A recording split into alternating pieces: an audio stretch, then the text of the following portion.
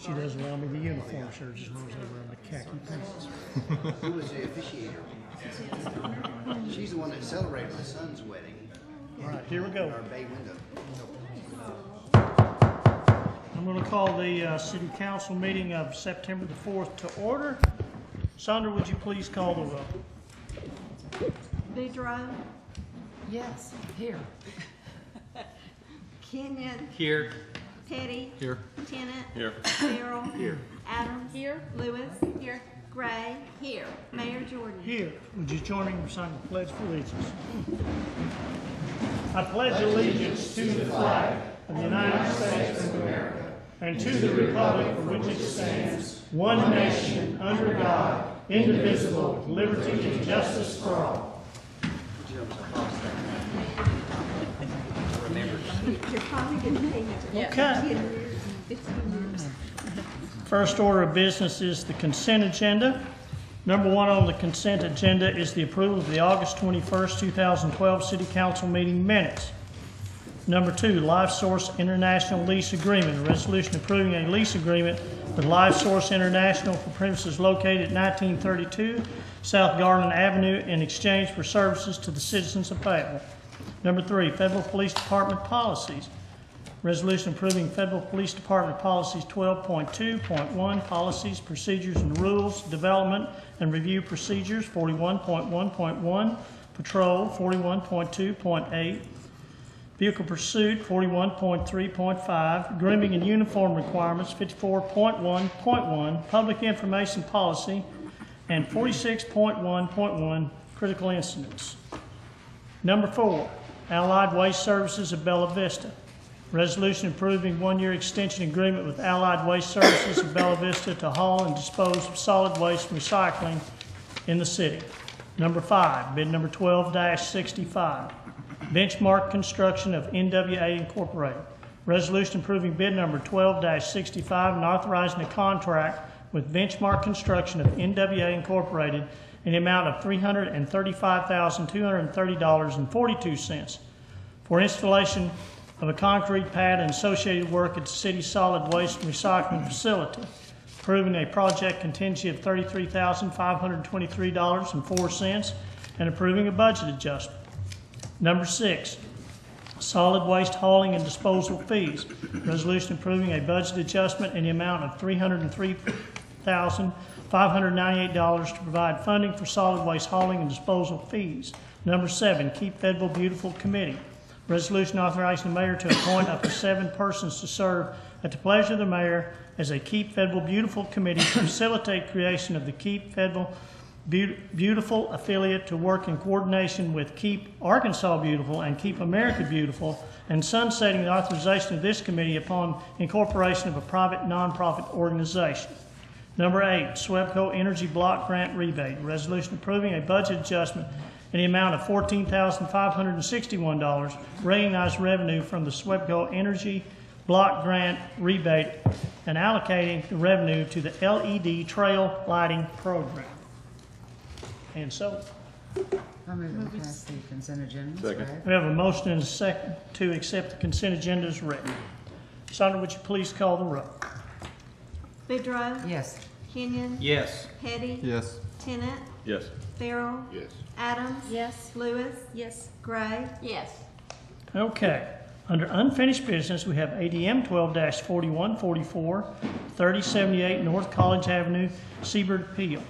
Resolution to reverse the Planning Commission's decision to grant and thereby to deny the variance to Eric Seaver to operate his Shave the Planet business longer than 90 days as an outdoor mobile vendor. Jeremy? This item was tabled at the last meeting, specifically to this particular council meeting in anticipation, I believe, of some changes to our outdoor mobile vendor ordinance. Staff has been working on those changes. So I guess it's really up to the council whether tonight you want to go through this appeal or to see how those changes come about. Could I ask one question on that, Jeremy? Certainly. We did 90 days from, but wasn't there, didn't they want a 90-day extension? Am I missing something here? So isn't the 90 days almost up anyway? Where are we at right now? It would be as of September 25th, I believe, is the date that they would be able to get to. Okay, so we're about 14, 15 days out, something like it. Yes, Paul. Mayor, when this came up at agenda session, I visited with Jeremy afterwards, and I just thought, rather than dragging everybody down here 2 times, and Jeremy, I'd like to know if you concur. My understanding was that Alderman Petty has got some revisions, amendments to this, so that we could send, my understanding also is that will go to ordinance review. So as soon as that's through with ordinance review, we can hear it all at one time. I just soon do that, but I'd like to do that as soon as we can. If that's okay with the council. It's fine with me. Fine with me? Okay. Yes. That's okay with me, Alderman, but you should know that while I anticipate it getting to ordinance review this month, my intention is also to send it through the Planning Commission, so I don't expect that ordinance to make it to the council by September 25th. Oh, Okay, then may I ask a question? Yeah. What's the disposition? The 25th, the license will be up, and that's what they asked for, right? So either way, that's until next year, we'll make a decision. It'll be, their license will be over the 25th, Jeremy, is that right? That's correct. So essentially, if this is tabled again and it goes past that date, they would simply have allowed their maximum time at that particular location would be up, and so they would move until the next year. Yeah. As late as it is, I can't see Just, really making a decision on this. I can't see that. I'm agreeing, but I have one question. After it comes, after the amendments come to the council, will it be up to the council to, then the council send it to planning commission, or will it automatically go from ordinance review to planning? You've got planning, Then it then comes to ordinance us, review, after then planning. us. Ordinance review, planning, and then us? No, planning, Planning and ordinance. ordinance review? Actually, Yes. Bobby has it right. That's my intention, is to send it to ordinance review first. then plan. Before it goes to planning? That was the advice I received from staff, actually, and I think it's a good idea, so that we can nail out some of the policy differences, and the intention is to have planning commission comment on procedural issues. Okay. That, You're it's not fine. usually done that way, but that's okay with me. I can't either. So straighten me out, is it gonna go, what's the next sequence of events on this, Jeremy? I think ultimately it's up to the sponsor, but in speaking with Matthew, Ordinance Review Committee, there are some pretty major changes with this particular ordinance, including the possibility of utilizing public spaces, and so those are some items I think that we would rather have the council weigh in on, at least at Ordinance Review Committee, before we take the technical aspects of the ordinance through the planning commission process. So I think it would be good to understand what we're actually Okay. proposing Okay. as part of that process. That sounds good. And again, is this coming from an alderman, or is the city, or is the staff supporting this? This is coming from an alderman. Okay. So I just want to keep us on the appeal here. The best. I think probably if you're gonna table it, you probably ought to table it indefinitely, because once the time is run, there's no sense hearing an appeal. And Right. so I would just suggest you table it. I move that we indefinitely. table indefinitely. Second. Okay. Guess we don't need any public comment. We could, I guess. Anybody want to comment on this? Okay. I'll just, my name's Eric Siebert, owner of Shape the Planet. Just want to say thank you, and we'll see you soon. Okay. We have, anybody else? All right, thank y'all. We have a motion and a second to table. Any other comments from council on this? Indefinitely. Okay. Sandra, would you please call the roll? Boudreaux, Yes. Kenyon, Yes. Petty, Yes. Tennant, Yes. Farrell, Yes. Adams. Yes. Lewis. Yes. Gray. Yes. Okay, number 2, Mayor looks, I'm sorry. Can I just say one thing? Sure. On that indefinitely, I certainly plan for that indefinitely to be before December. FYI. Yeah, there are certain things that's okay. Going down slow. That's the next council item. Going down slow. Bring it down. All right. Now back to business. All right. Number 2, Amerilux Exterior LLC. An ordinance waiving the requirements of formal competitive bidding and approving an agreement with for the purchase of 17 street light poles and fixtures manufactured by Dynamic Lighting Incorporated in a total amount of $28,415.93 for installation on downtown improvement projects along Mountain Street, College Avenue, Center Street, East Avenue, and Meadow Street.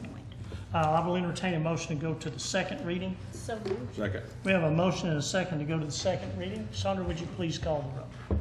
Boudreaux, Yes. Kenyon. Yes. Petty. Yes. Tennant. Yes. Farrell. Yes. Adams. Yes. Lewis. Yes. Gray. Yes. An ordinance waiving the requirements of formal competitive bidding and approving an agreement with Amerilux Exterior LLC for the purchase of 17 street light poles and fixtures manufactured by Dynamic Lighting Incorporated in the total amount of $28,415.93 for installation on downtown improvement projects along Mountain Street, College Avenue, Center Street, East Avenue, and Meadow Street. Terry, what do you have for us? That pretty much sums it up, but this is just so we can remain consistent throughout the downtown area and on the improvements we've already made in that area to maintain these same type of fixtures throughout that region. And that's pretty much it. Petty, I think you Yeah, I'll had say something. I'd like to thank the council and staff for honoring my request. I really appreciate taking the extra time to investigate what this company offers. And I appreciate the intention to keep everything the same. Respectfully, I'm going to vote no, and I realize that that makes me probably alone on the council in doing so. And it's just for a simple reason. I think that we should even go so far as investigating how much savings there would be long-term to replace the existing poles with new technology rather than buying into this old energy-intensive technology. And maybe we can look at doing something like that in the future. Okay. Sarah? So I have a question for Terry. What's the time? What's the time on this? So at what point do you revisit the? I realize that this is just for one street, right? This is just that loop, Mountain, that one section of College and backup Okay. center, And half the so street. any new lights beyond that? Anywhere else, like we did on Block Street, we went with LED lights, and that's our intention from that point on. We do the same thing on our trail lighting. We've gone to LED lighting, so we're pretty much committed to that in the future.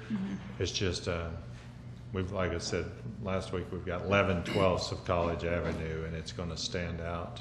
And there's 4 light poles on that stretch that'll really make a difference. And then the other half of Center, it's the same way also. It's with this style of light and this type of fixture. But anything else in the future, we're looking at LED. We're not just looking at the compact fluorescent. We'll go all the way to the LED. Any other questions? Thank you. Okay, is there any public comment on this? Thank you, Terry. Seeing none, bring it back to the council. I'll entertain a motion to go to the third and final So reading. moved. We have a motion and a second to go to the third and final reading. Sandra, would you please call the roll? Boudreaux, Yes. Kenyon. Yes. Petty. No? Tennant. Yes. Farrell. Yes. Adams. Yes. Lewis. Yes. Gray. Yes. An ordinance waiving the requirements of formal competitive bidding and approving an agreement with Amerilux Exterior LLC for the purchase of 17 streetlight poles and fixtures manufactured by Dynamic Lighting Incorporated in the total amount of $28,415.93 for installation on downtown improvement projects along Mountain Street, College Avenue, Center Street, East Avenue, and Meadow Street. Any final comments from the council on this? Okay, Sandra, would you please call the roll? Boudreaux, Yes. Kenyon. No. Petty. No? Tennant. Yes. Farrell. Yes. Adams. Yes. Lewis. No. Gray. Yes. It passes 5-3. All right, number 3. Amend 154.03 private party zoning amendment. An ordinance to amend 154.03 private parties zoning amendment to clarify the powers of the planning commission and city council when a property owner seeks rezoning. This was left on the second reading. I will entertain a motion to go to the third and final reading. Second. Have a motion and a second to go to the third reading. Sandra, would you please call the roll? Boudreaux, Yes. Kenyon. Yes. Petty. Yes. Tennant. Yes. Farrell. Yes. Adams. Yes. Lewis. Yes. Gray. Yes. An ordinance to amend section 154.03 private parties zoning amendment to clarify the powers of the planning commission and the city council when a property owner seeks rezoning.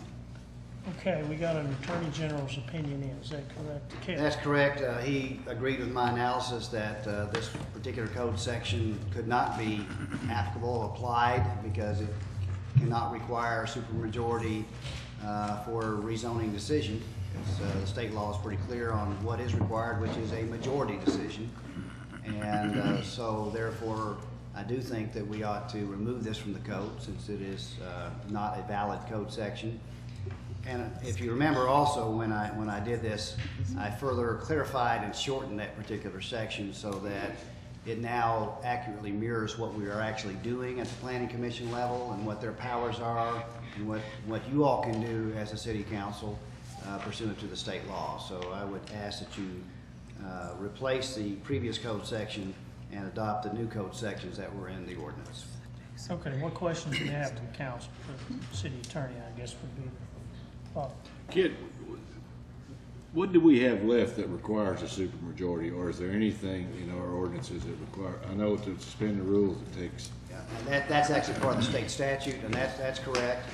Also, if you have passed an ordinance and you don't immediately refer it, but you refer it later to a vote of the people, then that requires a 2/3 majority, and the business license requires a 2/3 majority because the state statute says it does. Yeah. Or if you wish to change anything that the voters have voted on, like the smoking ordinance, where it was referred to the voters, then that requires a 2/3 vote also. And those are the only ones that I'm familiar with.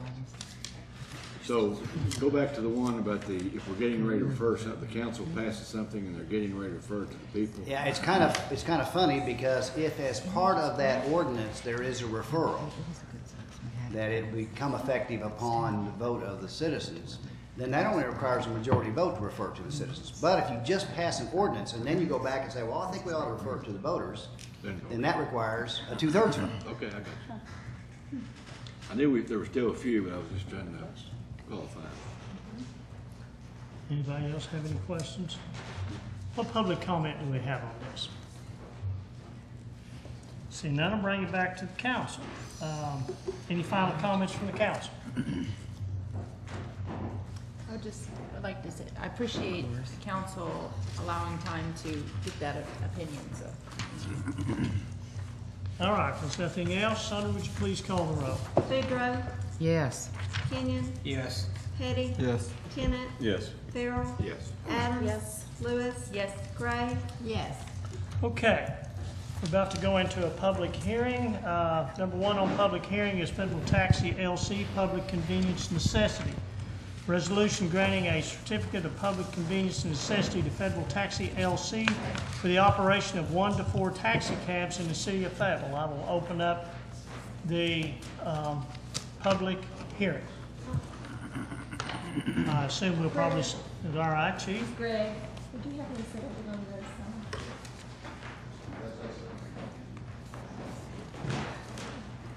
Thanks, Mayor and Council.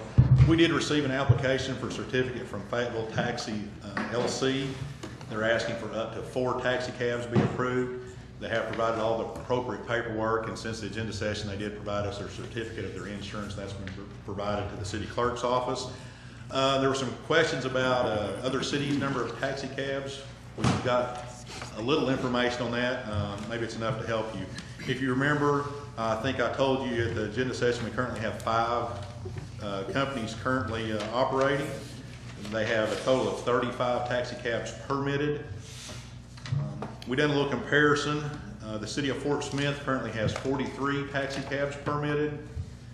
Bentonville has no taxi cab program like ours, so they don't know how many they have operating. The same goes with Rogers. They don't have a program like ours. And then the city of Springdale have 11 taxi cabs operating.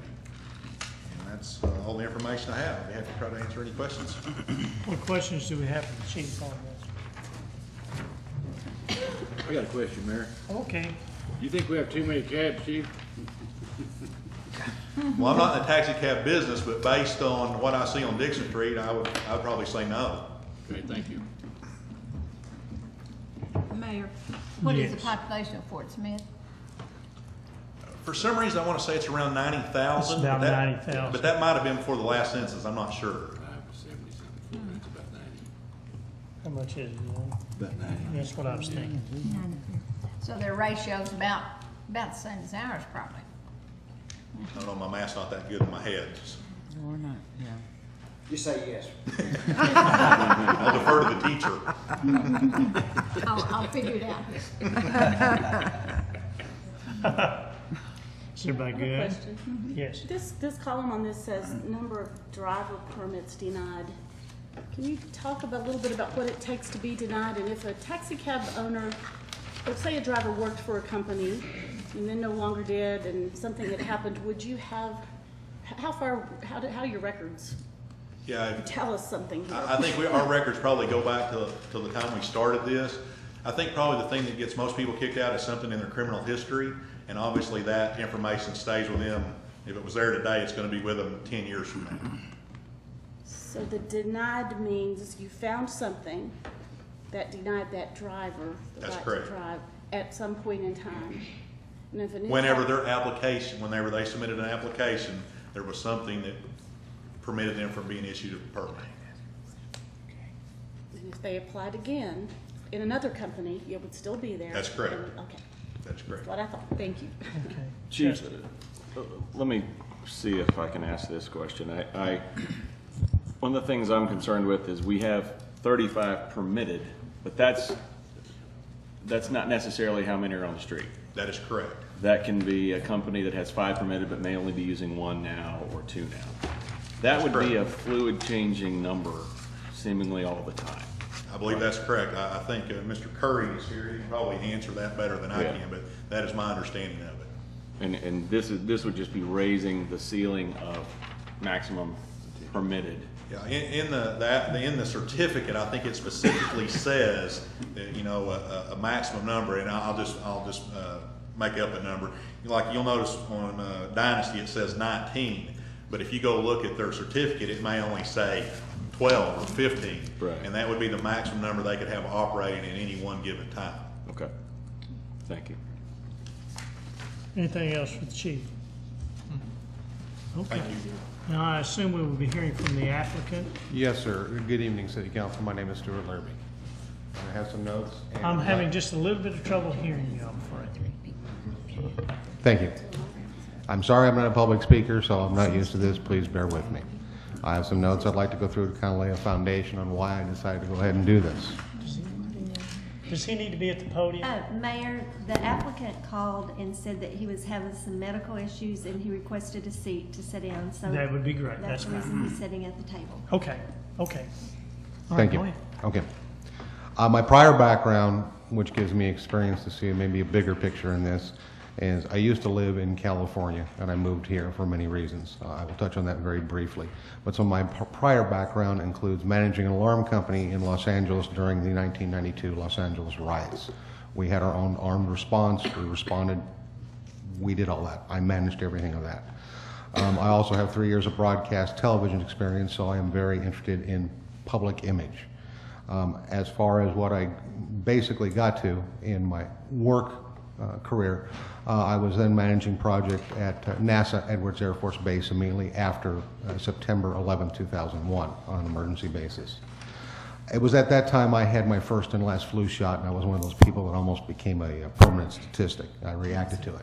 It took about 6 years to figure out what every problem was, but I also became allergic to Los Angeles smog that I grew up in my whole life. So I had to move to some place that had clean air. Since that time and getting back on my feet, I started seeking just basic work. Now, at this time, I took a job with Dynasty Taxi. During this time, basically got to see even more of the town, and I worked with Dynasty from July of last year till December of last year.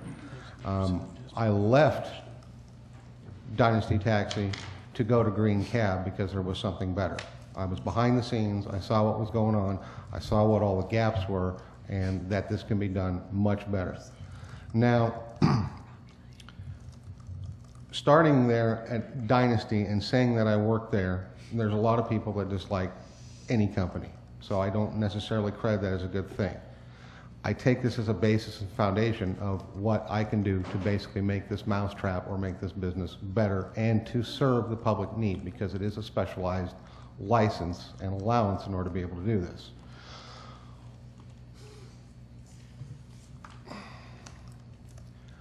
A lot of things happen at Dynasty, including me being issued, and I knew nothing about this. No one spoke to this. The city didn't speak to it. Dynasty never spoke to it. But many times I would be driving a vehicle, now come later to find out, that was not permitted or inspected by the city. And another driver had gotten pulled over. I'm sorry, Mr. Mayor, you look like you want to ask a question. Well, I don't want to get into Dynasty Cab if we can avoid that. I don't think. Okay, stay with it. Okay. So a lot of the drivers, including myself, were put in positions that we didn't know that we were being put into. Okay. I was dispatched many times to pick up more people than the cab would allow, overloading the cab. Okay, and this is a dangerous situation. Some chassis could take the weight limit, some chassis could not, and these were not safe conditions. There were issues with seat belts missing and everything else. I'm getting yelled and screamed at because I'm trying to get this stuff fixed that's sitting there for weeks. Mayor, I think I have to agree with you. Maybe you don't understand what the city council is looking at here. They're looking at your qualifications. Application of why I'm sorry, go ahead. And not a former employer's actions or anything like that. They're looking at your qualifications and whether or not you feel like that there is a need for further taxi service here. So I think it'd be better for you to confine your remarks primarily to that rather than to making allegations against other taxi drivers. Right, just what you need. This is your application. We need to know why you think we need another taxi cab company, basically, not about ways that this can be done better from the experience that being out on the street for a year through the entire game season with Dynasty and Green Cap. There are many things to serve the public need that are not being done. An example of one thing that can immediately occur is basically ride sharing, and it's not really being done. I want to bring a lot of this to the table, okay, as far as the city council or whatever office, tourism, working with this, so that on Dixon Street there are not people at 4:30 a.m. in the morning waiting for their 2 a.m. cab after a game. This can be managed much better. And somebody just needs to say something about it, and I question why nobody else has. This can be easily done with anybody just standing there coordinating these efforts, and if people are going on the other side of the freeway to different hotels, a lot of people will ride share. This cuts down on the wait times and everything else. Yes, everybody makes less money, but it does serve the public interest. As far as what I'm looking to do with things of food delivery, car take-home service, because people want this real bad to where they take a cab home and their car gets delivered at a later time. Keys can be locked inside if they have a separate cab or a separate set of keys or whatever method needs to work out for that, so they don't have to deal with that in the morning. It is very surprising to see how much of the population base, from their first point and frame of reference, is that they're not taking a cab to, let's say, avoid getting in trouble of a DUI. They're taking it from the standpoint that they don't want to do harm to anybody else. And that's impressive. And they deserve better service than what is out there. Yes, sir? No, I'm just listening. Okay. Well, so far you said ride sharing and food delivery and rides home. And car delivery home, okay. Now as far as... Sorry, I didn't catch that last. Car delivery service going to the home, okay. And there's many methods to make this happen. As far as when we get into wait times on Dixon, I've been out there for a couple of months, especially non-game times, just normal when the students are back, and there can still not be a cab available for 45 minutes for a walk-up on Dixon Street anywhere. And when I see cabs sitting there that can take 7 passengers and they're only taking 1 passenger, the person has that right, but I know the underutilization of bringing ride sharing and this all to the package, which helps solve the problem not only in non-peak times, but especially during the peak times. Okay. Anything else? Well, I apologize, my talking points rather got thrown off, but at both companies, I know that I was being, at times, forced to overload the cabs. And as being a driver, that's something I will not allow to happen at my company, because there are many safety issues involved in that. Now, people do take an assumptive risk when they do that, but the first accident that occurs, it's over for everybody. And those injuries and those statistics don't need to happen. Okay. No overloading. Yes, sir. Okay. What else? Well, I apologize at this point. My talking points were not what the council is looking for, so I apologize. So I'm going to close with that, and I'm more than happy to answer any questions and available certainly to everybody. Your points are very valid. Ride sharing and food delivery, rides home, car delivery, speeding up the time so you don't have to wait so long, and not overloading cabs. I also, as a very long distance plan, it's not something for this year, but there is no real reason why the taxi operators during peak game times cannot be down here in some form of command center. Phone lines are easily forwardable, and everybody step up to the plate for public service during that time. Not, this is a choice that they're going to have to make or not, but we can have 3 or 4 different cabs from different companies going the same direction, carrying just a few people over the other side of the freeway, and in the meantime, people are still standing out there until 4:30 in the morning. So I will look to unify and bring people. Some will, some won't, but the more we can do, the better it is, and that's another addition for ride sharing. Command center. So just for temporary, for the peak events that are very, very hard to manage when the population doubles. Okay. Is there anything else? No, sir. I'll submit to you and answer any questions. And what questions do we have in the council? Nobody? How many cars are you going to start with? Initially, I'm very truthful on this. I'm starting with 1 right now, just myself. And on the application, I've only listed that the hours are going to be peak PM to early AM times. As this grows, and I'm going to try and look this and make this something maybe like an ESOP or partially driver-owned company, so that they have a vested interest in what's going on to help control abuses and stop garbage from happening in the first place. And, you have keep a this. Like a marketing or advertising plan. You're going to start kind of slow and steady. Just my thing is this idea of ride sharing and things like that. I think people would use it if they just knew about it. Yes. So you don't have to explain it. This is almost something that literally the city could implement immediately, maybe through tourism or something, and basically just have a couple of temporary signs that everybody sees, taxi stands, and whether or not some companies want to direct their customers to that location or not, or the bars and restaurants wish to. But if people know they can go there, and there's maybe somebody from tourism to help, coordinate this stuff so that we're getting the people off the streets and serving the public need and the image and everything else for tourism. Some of this is long-term goals for next year because we're in this right now. No, I appreciate it. And I have to be careful about how much of the marketing plan and what input I've had from many other business owners here that want to really make this better. Okay, thank you. Okay. Anybody else have a question? Okay. Thank you. Thank you. Who else would like to address us on this, on the public hearing end of it?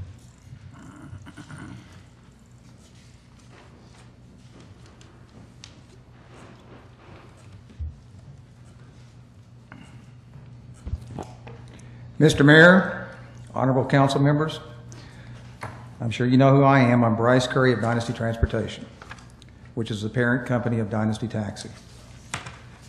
We gather here tonight to decide on yet another cab company in the city of Fayetteville.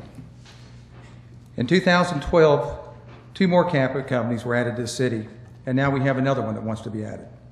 That would make 3 cab companies in just this area alone approved, bringing the number of cab companies operating in the city of Fayetteville 6.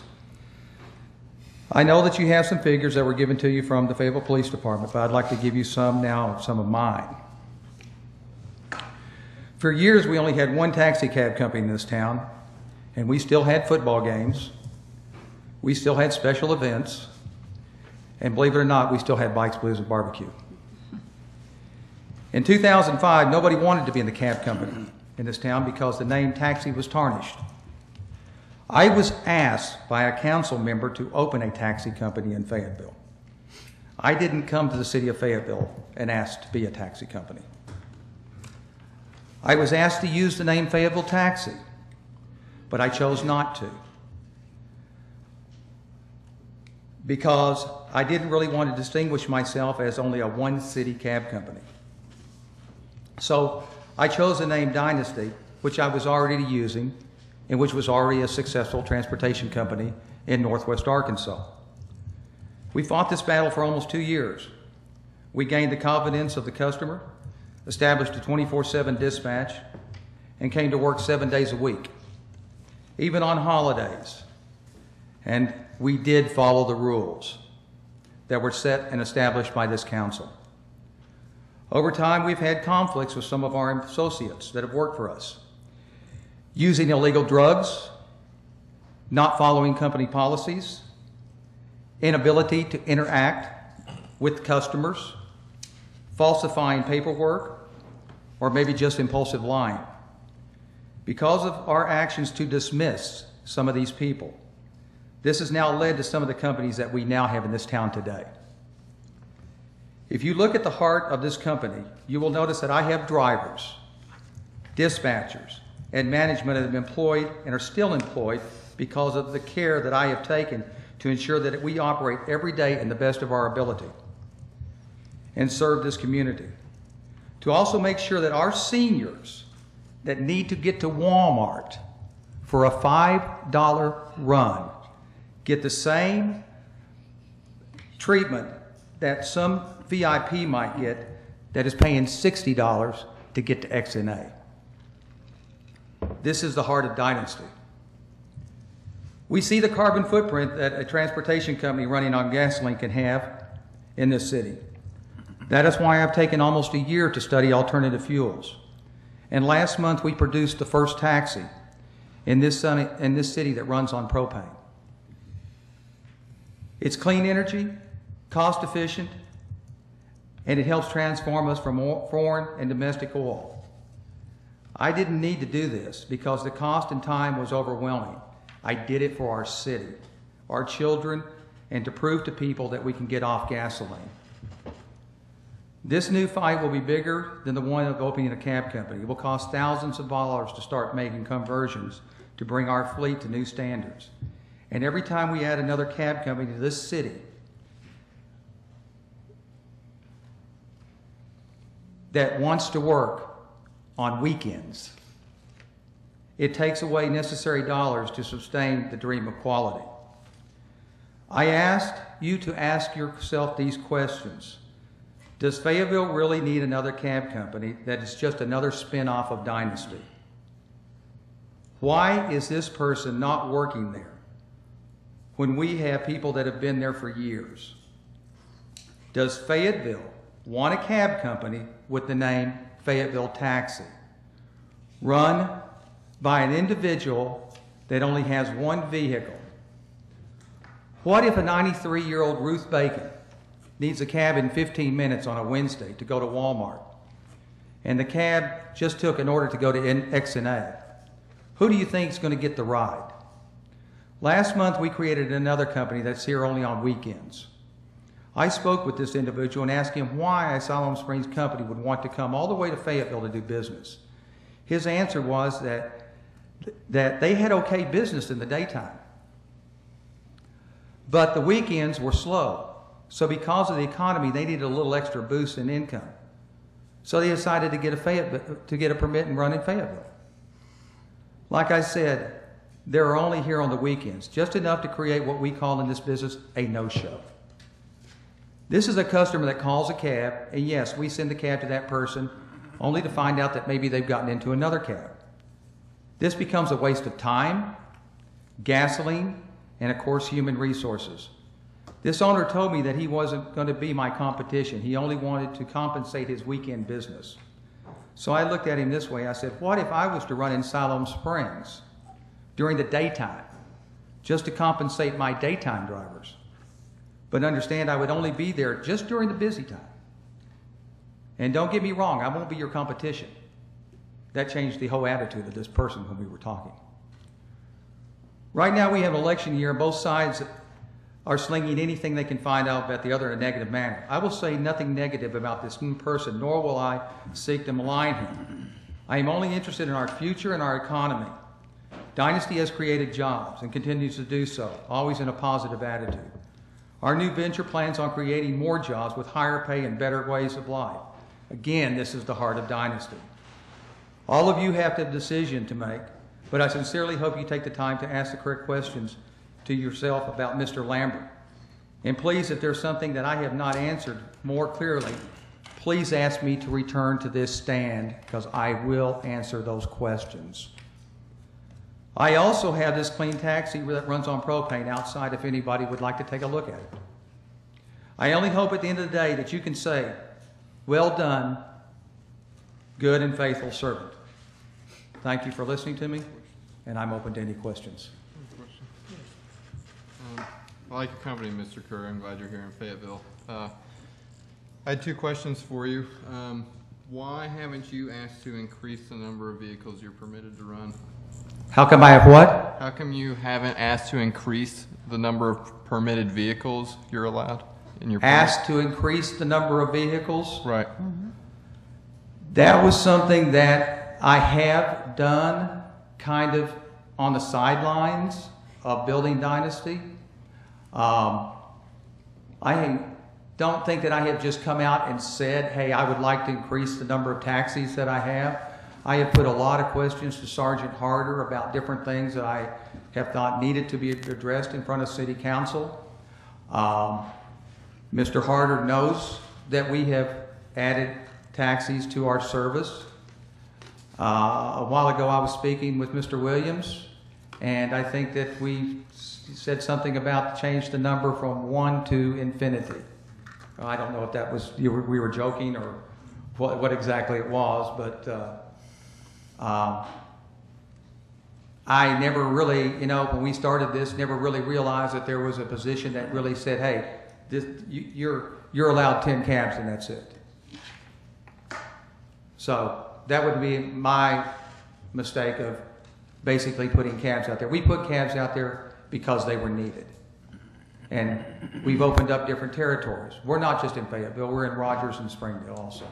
So could you explain, I guess what I'm really getting at is, has your business expanded since you opened it, and could you describe how it has grown? The business has expanded because of needing, it's really so tough because we understand that on the weekends and stuff that there is a need for taxis in this town. And we have tried to bring it up to that need. But then in the weekdays, that's where the problem comes in, is that you build the fleet to what you need for the weekends, and then during the weekdays, your fleet is going to sit. You're still going to pay insurance on it. You're still going to have labor out there. You're still going to have dispatch. And that's what Dynasty has. It has the labor. It has the dispatch.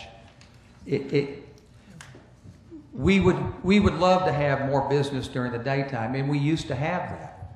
But now because of the economy, because of the city of Fayetteville, there's less coupons for our seniors.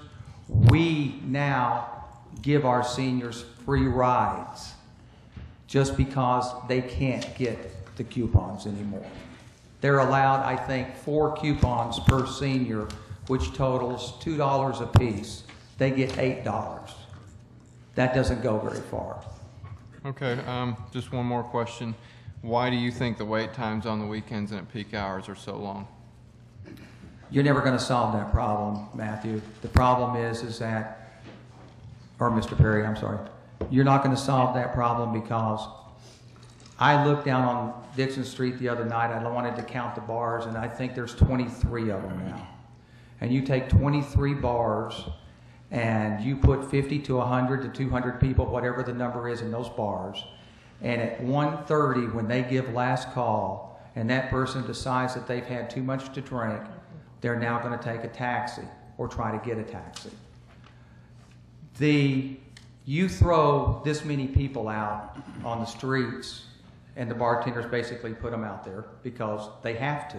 They have to close their doors. They are either going to get what's going to be a public intoxication, they're going to find a ride with a friend, they're going to call a taxi, Or what a lot of times happens is the police will get hold of them and the police call us to come and pick them up. If the police call us and we come and pick them up, then they pretty much let them get into the car and they're not going to give them a public intox. It's just a lot of paperwork and stuff for the police. You could put 600 cabs in here. And I don't think you're going to solve, well, 600 you'd probably solve the problem. But if you put one more cab, that's not going to solve the problem. Now, as far as cab share goes, we've tried cab share. Dynasty's been in business since 2005. Let me tell you what happens with cab share. You've got one person sitting in the car, and you've got another person sitting in the car. One's from Arkansas, one's from Alabama. And the next thing you know, the person from Arkansas, we just won the game, goes and tells the Alabama guy all of this crazy stuff. The next thing you know, you've got a fight in the car. And it's happened a lot of times. You can have different groups of people down on Dixon. You can have a young group, you can have an older group. They don't want cab share with the younger group that's sitting there cussing and yelling out the window. That doesn't work. Sometimes we will try to put people together when they're going to the same area. But even at that, you have to go and then kind of really figure how you're going to charge these people, because when you get to that spot, that's the ending zone, and the first guy has paid for it, then the next guy goes, why are you charging me this if this guy's paid for it?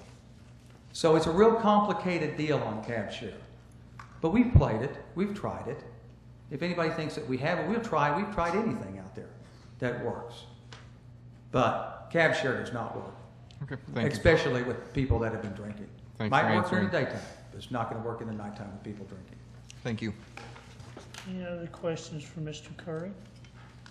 So, Mr. Curry, you would say that there's a lot of people down in the downtown area in Dixon Street? I would say right now there is, because the students are back. I would say during this summer, I think that it was pretty much a starvation time for a lot of the cab companies. I know it was for us. It was a very hot summer. We didn't do at the numbers that we normally do. It was very tough to keep the cars basically maintained. Batteries were going out, air conditioners were going out. Just the overall maintenance of the cars was tough. I'm sure it was for a lot of people that drive cars. It was a very hot summer. But it's not, right now it's busy. The students are back. They'll hit their couple of weeks of learning the bars and learning stuff like that, and then they'll settle down and probably try. And plus we had a football game right at the start of them getting back.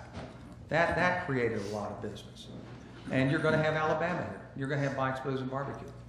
But then after that, you're going to take a slowdown. It will slow down. Because we know the figures, and we can show you the graph, because we've been doing it since 2005. And we know when this thing is going to take and start heading to the bottom. Thank you. I would agree with that.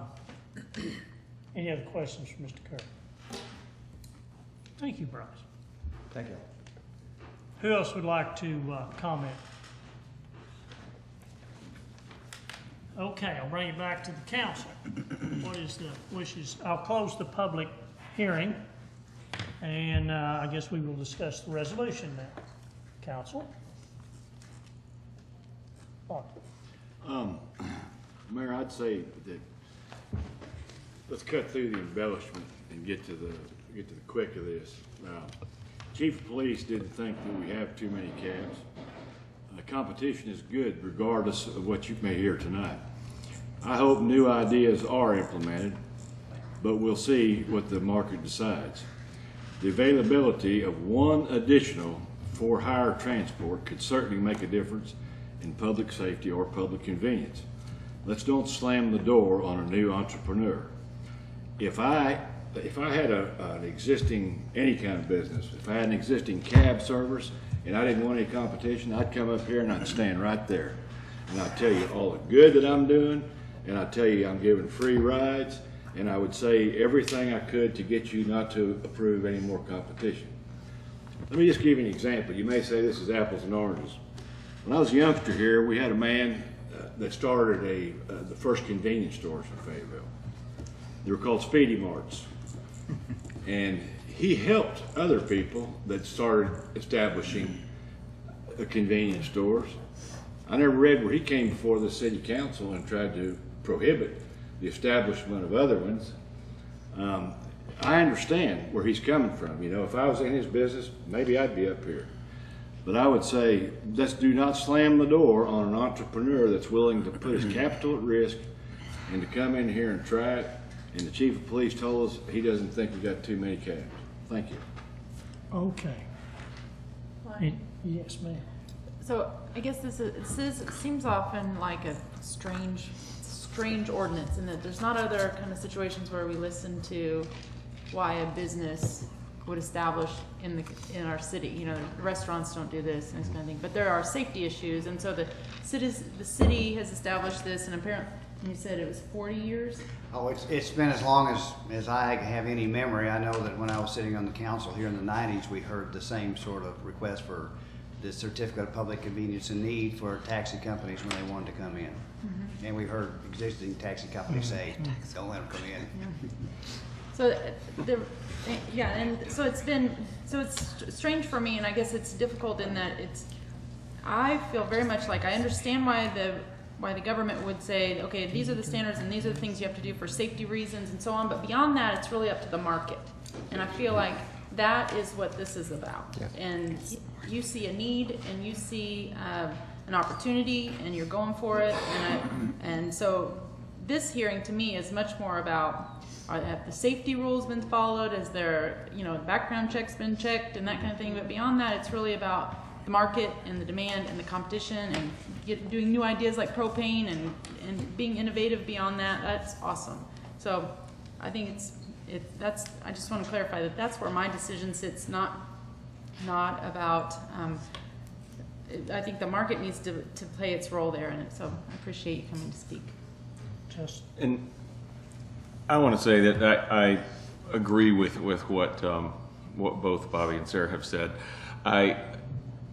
I will, at the end of the day, agree with my fellow Ward 3 aldermen in saying that competition is good and free enterprise is good and all of those things. I do have to say, though, that it does worry me a little bit when it comes to taxi cabs, that if we need to make sure we have a quality product out on the street. My worry is not the applicant. This has nothing to do with the applicant, if he will have a quality business or not, because that's really for the market to decide. But it always bothers me a little bit because I think of the taxi cabs as being one of the first things that people sometimes see or remember about our city. Sitting on the A&P, we know we're going to have mobs of people in town this month. It'll be a huge month for Bikes Blues and 3 football games.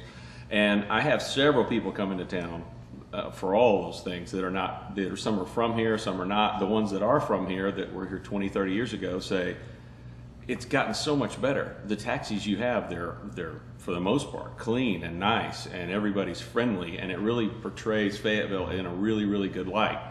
And I want to make sure we keep that. And the fear I have of not, again, this is not about this particular business, but if we just continue to add cabs out there, I think my worry is before the market decides whether that taxi cab stays or goes, I don't want to damage the projection that we have of Fayetteville. And it does worry me sometimes that we're totally concentrating on the market and the free value, which I believe in that the free market's going to decide who succeeds and who doesn't. And that's what I'll end up doing here. But it worries me a lot. I talked to several Dixon Street business owners about, is there really a need for this? I mean, 2 out of the 3 said, yeah, it'd be nice to have more cabs down here, but one of them said, no, not necessarily. Because, I mean, the more cabs you have down here, sometimes we worry a little bit about there being too many and maybe the quality goes down, or there's just issues with that on both sides of the fence. So I'll end up, again, erring on the side that the market will decide, but it does worry me that we water this thing down too much. Anybody else? Matt? I'll join with what everybody else is saying. I don't think there's any cab company in town that is doing a poor job.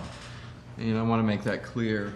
But I do think it's a fact that if you look at performance of the industry as a whole is not meeting expectations of downtown patrons. And to do that, the only way to fix it is to add more cabs. Now, to your point, Alderman Tennant, I think that if we had all the time in the world and could study any ordinance we could, there'd be a better way of doing this. Other cities that have active cab industries, they don't go through this with every application. They set a total number of cabs in the city, maximum number of cabs per business, and the minimum level of standard beyond that, it's all administrative. And you know, maybe if we keep seeing these requests, this is what, the third one this year, maybe in a couple years we can think about doing this in a more sophisticated way. I would agree with that. It's not a bad idea, though. I agree. Okay, anybody else? Move we pass the resolution. Second. We have a motion and a second to pass the resolution. Any final comments?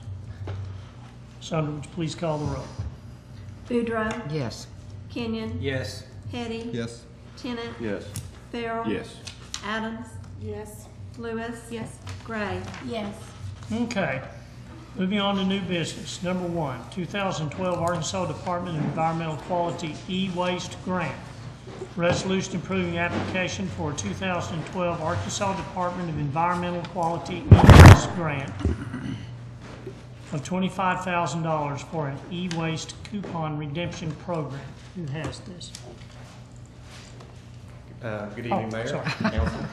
I'm Brian Get over there. Brian Pugh, Waste Reduction Coordinator for the City of Fayetteville. Snuck up here on you, Mayor. Yeah. Basically, I've been asked to come and talk a little bit about why we're bringing this forward. One of the reasons is because we are embarking on a social marketing campaign for our recycling program. Excuse me. And this will help us with the promotion of that. The cool thing about this program is we're going to be able, if we get this grant, we're going to be able to give coupons out to residents where they can take these coupons back to Washington County and redeem these coupons and be able to get their e-waste recycled. So, I'm sorry, man. I was a little distracted by the last conversation. Well, you can tell us about cabs if you'd like. No, I don't want to talk about cabs. I'm here to talk about the waste and everything. But, we are planning on doing an education campaign, and we're going to focus on trying to educate people about our program. We have a 56% participation rate in our recycling program. We've been able to do that with very little education. We hope that if we can give out more education and promote our program better, that we'll be able to increase the amount of diversion and increase the amount of recycling for the city. One of the things we wanted to do was with this program, because if we are able to give out coupons to citizens where they can take their e-waste, which a lot of people don't realize e-waste is banned from the landfill here in Northwest Arkansas. If we can give them a coupon where they can take it to the county, redeem that coupon and be able to drop off a computer or a TV, something of that nature, not only will they be able to get the benefit of recycling that for free, but they will also know that there is a place where they can take their hazardous waste. So their oil and their paint and their pesticides and their batteries and their compact fluorescent bulbs and all that kind of stuff that we want them to divert from their waste stream. So that's going to be a piece of this marketing campaign for the education. We are developing this program the rest of the year. We hope to unveil it in February of next year. And if there's any questions about why we want to do this grant and what we're going to use for it, I'll be happy to entertain any questions. And if you want to talk a little bit about the education piece of what we have planned, we can talk about that as well. What do we have for Brian? Mayor, could I just add a comment or two? For one, I want to thank Brian and the work that he's doing as our waste reduction coordinator for the city of Fayetteville. We went to a conference a year ago in Dallas that was focused on residential recycling. And one of the pieces of information we got was that municipalities should be spending a certain dollar per household on the education of waste diversion, teaching citizens, 1, what we recycle, 2, how we recycle, and 3, the benefits of recycling. And so we've made a commitment that you'll see in the 2013 proposed budget with much more of an emphasis in education as a result of our discussions with many of you and that being a focus of the council. Why I think this is a great thing is Brian is allowing us to do that with lower dollars by finding grant funding opportunities where the city can use grants to help us in education and allow our dollar to go further as we begin that education program. So this was on consent initially, and the reason that you pulled it off and that we wanted to talk about it was, 1, we wanted citizens to know what we're doing, that you can't just throw a monitor or a television in your trash can. It has an environmental impact, and this is an opportunity to get it for free. So I wanted to take this opportunity to thank Brian publicly for his work in finding these types of grant funds, as all of our staff are encouraged to do, to help lower the cost to the taxpayer for their rate service. Also, I wanted to just briefly mention that we hope to get this grant by December. That's in time for the holiday season when people get their new TVs and new computers. We have this program in place, and we can start handing out coupons at different events and community events across the city. It'll be a golden opportunity to get some of that stuff recycled and make it convenient for the people, since it's a free option to do so. Yes, Justin and Ron. And as I mentioned in the agenda session, I'd like to say it again here, that I think this is a great thing. A lot of the citizens tell me that the bulky waste cleanups is one of their great things about the city, but since you can't take e-waste there, there's not that many options. When I mentioned the Arvest option and how this would be better because you'd be able to not be tied to just their times, you made mention that there's no plan for Arvest Park to have another one of those recycling things, which was news to me. So right, I'd like not for you this to, year. Not this year. So this way people will have this option. That way they won't have to depend on that, which may not happen anyway. So I think this is a great thing. So thank you very much. Right. That would, you know, we try to, I say we, the Solid Waste District and the county coordinated those events with the Arvest Ballpark. For different reasons, it just didn't occur this year. They are planning on doing it in the spring of next year. That's a long time for people to wait and hold on to their items. But just to address your comment about the bulky waste, one of the reasons we can no longer take e-waste at the bulky waste is because of the cost. It does cost the city $5 per unit when somebody brings us a TV or drops off a TV or a computer to us. It costs us that $5 to take it to Washington County. So I want to also say thank you to Washington County, because they are our partner in this, and they are participating with us and allowing us to bring them coupons that can be redeemed and then invoiced back through the grant. It's a great thing for the citizens. Yes, it is. Yes, it is. I have a question. Well, I just want to say I think many of us had an opportunity to go sit with Brian and learn about the plan that our city is working on to get some education out there in our citizens' hands. And I spent a little bit of time with Brian going door to door. A lot of people spend a lot of time, and I spent a tiny bit of time, and I watched what can happen when you start telling someone what they can and cannot do with your trash. We watched someone basically say, I hate recycling, and end up coming outside, and quickly a new recycling bin was delivered to her house, and 2 new lids to the recycling bin, and she was able to reduce the trash from her trash bin because it was filled with detergent bottles and she didn't know to recycle them. So that little tiny bit of time that I spent volunteering with Brian showed me what can happen. And very quickly, it just takes some face-to-face time and some education. So first of all, thanks to you all for going to Ward 4. Thanks to the Ward 4 people, they got a lot of candidates knocking on their doors right now, and I was afraid they wouldn't open them to us. And they did. They opened them to us. They participated in a survey that your group put together, and university students participated in the volunteer work. It took a village, and so thanks to Ward 4 for opening their doors. Yeah, we did have a lot of volunteers. I want to speak just briefly about some of the stuff. We're still compiling the data from that, so it's taken a long time to look at all the answers from the survey and do that. Just to give you guys some of an idea of what we did do out there, there was 648 houses that were actually counted. Now, like I said, that's being finalized, but somewhere around that number. There's 328 surveys that were actually received. There was 99 people that actually refused not to take the survey, and 204 people that we just couldn't reach. And we actually went in the morning, we went in the evening on the same streets. We did that Monday, Tuesday, Wednesday, and Thursday. We skipped Friday, came back on Saturday, and Rhonda came out with us on Saturday morning and did a couple hours. So we tried different times of the day to reach people, and we were mostly successful. It's interesting because when we first, their collection day is on Tuesdays. And when we first did this on the Monday, we picked some streets that were high turnover as far as high rentals. It was kind of interesting because the recycling driver called in and said, you know, there must be some misunderstanding about this. I really had enough work to do to begin with, because we went and talked to all these people, and they put their recycling bin out that next day. So I think he had a little fear factor going in there, what he was going to see the following Tuesday.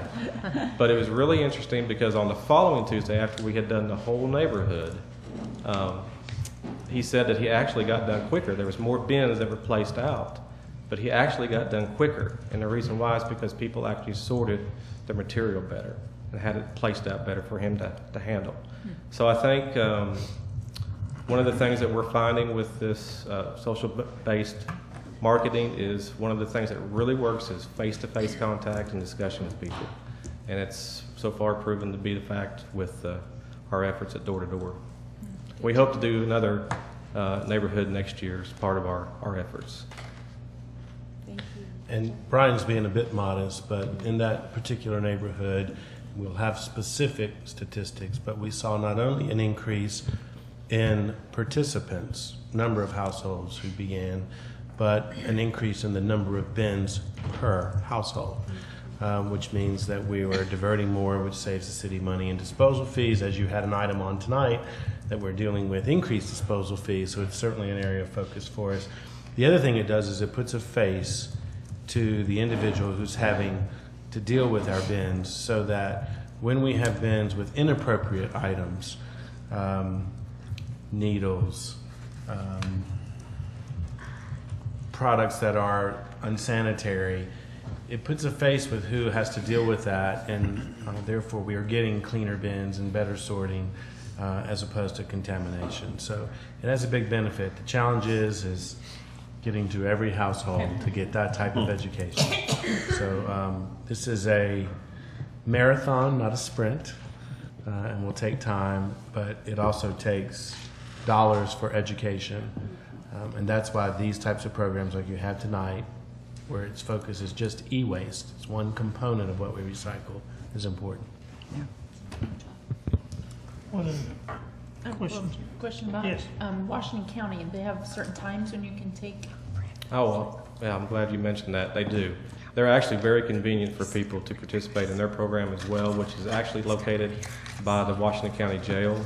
It's off of South School Avenue on Brink Drive, which is just adjacent to the jail there. But their normal hours are Monday through Friday, 8 o'clock to 4 o'clock. And then they're open the first Saturday of each month from 8 o'clock until noon. So they have very convenient times for people to come. There's always an attendant there that will take your items when you pull up.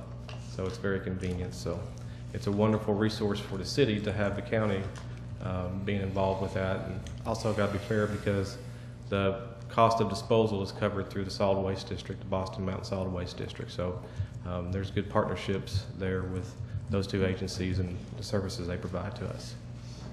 Thank you. What other questions? Okay, thank you, Brian, very much. What public comment do we have on this? Seeing none, I'll bring it back to the council. This is a resolution. I will entertain a motion. Move we pass the resolution. Second. We have a motion and a second to pass the resolution. Any final comments? Sandra, would you please call the roll? Boudreaux, Yes. Kenyon, Yes. Hetty, Yes. Tennant, Yes. Farrell, Yes. Adams, Yes. Lewis, Yes. Gray, Yes. Okay, number 3, amend chapter 166.04. I'm sorry, I missed one. Enact Article 24, Audit Committee and Internal Auditor. An ordinance to enact Article 24, Audit Committee and Internal Auditor, into Chapter 33, Departments, Boards, Commissioning Authorities of the Codified. Kent? Whereas on October 3rd of 2000, the City Council passed and Mayor Hanna signed Resolution Number 134-00 to establish the Audit Committee and prescribe its duties and responsibilities. And whereas the Audit Committee has admirably accomplished its vital purpose to advise the City Council and ensure all necessary audit functions, internal controls, and compliance with governmental financial requirements continue to be fully achieved. And whereas this important committee and its work with the city's internal auditor should be enacted into the Fayetteville Code to continue the city's efforts for transparency and accountability. Now therefore be it ordained by the City Council of the City of Fayetteville, Arkansas, Section 1, that the City Council of the City of Fayetteville, Arkansas hereby enacts Article 24, Audit Committee and Internal Auditor, into Chapter 33, Departments, Boards, Commissions, and Authorities into the Code of Fayetteville as shown below. Section 33.360, Establishment and Purpose. The Audit Committee, which was established by Resolution Number 134-00, remains established pursuant to this article. Its purpose remains to serve in an advisory capacity between the City Council, the Independent Auditor, the Internal Auditor, and the City Administration concerning financial accounting and reporting, audit functions, internal controls, and compliance with government regulations. The Audit Committee shall ensure the independence of the Independent Auditor, the ability and responsibility of the Internal Auditor to report any concerns about finances or accounting to the Audit Committee, Administration, and City Council, the integrity of the administration, and the adequacy of public disclosures. The Audit Committee shall, in reports and information, shall, in conjunction with the external auditors, review the city's financial reports and information, the city's system of internal financial and accounting controls, and the city's compliance with governmental laws and regulation regarding financial matters. Section 33.361, Composition and Term. The Audit Committee shall include one City Council member appointed by the Mayor and 3 citizens of Fayetteville, at least one of which shall be a certified public accountant. The 3 citizens shall serve 3-year terms of office. Section 33.362, Meetings. The Audit Committee shall meet at least 3 times annually, one of which must be with the Independent Auditor, Internal Auditor, and Administration to discuss the Independent Auditor's reports and findings following its audit of the city. Section 2, that the City Council of the City of Fayetteville, Arkansas hereby enacts Section 33.363, Responsibilities and Duties, as previously required in Resolution 13400 and shown in Exhibit A attached.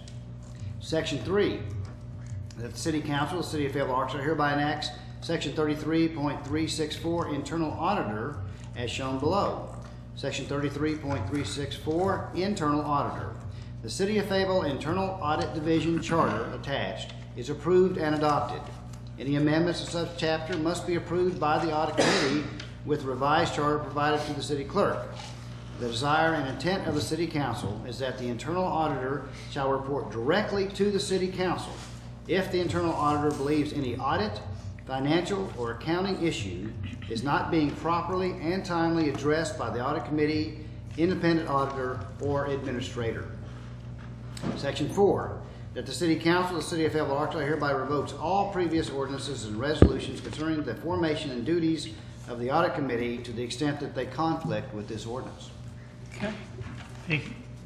I think Kit's covered it pretty well. Our city attorney's covered what this ordinance covers.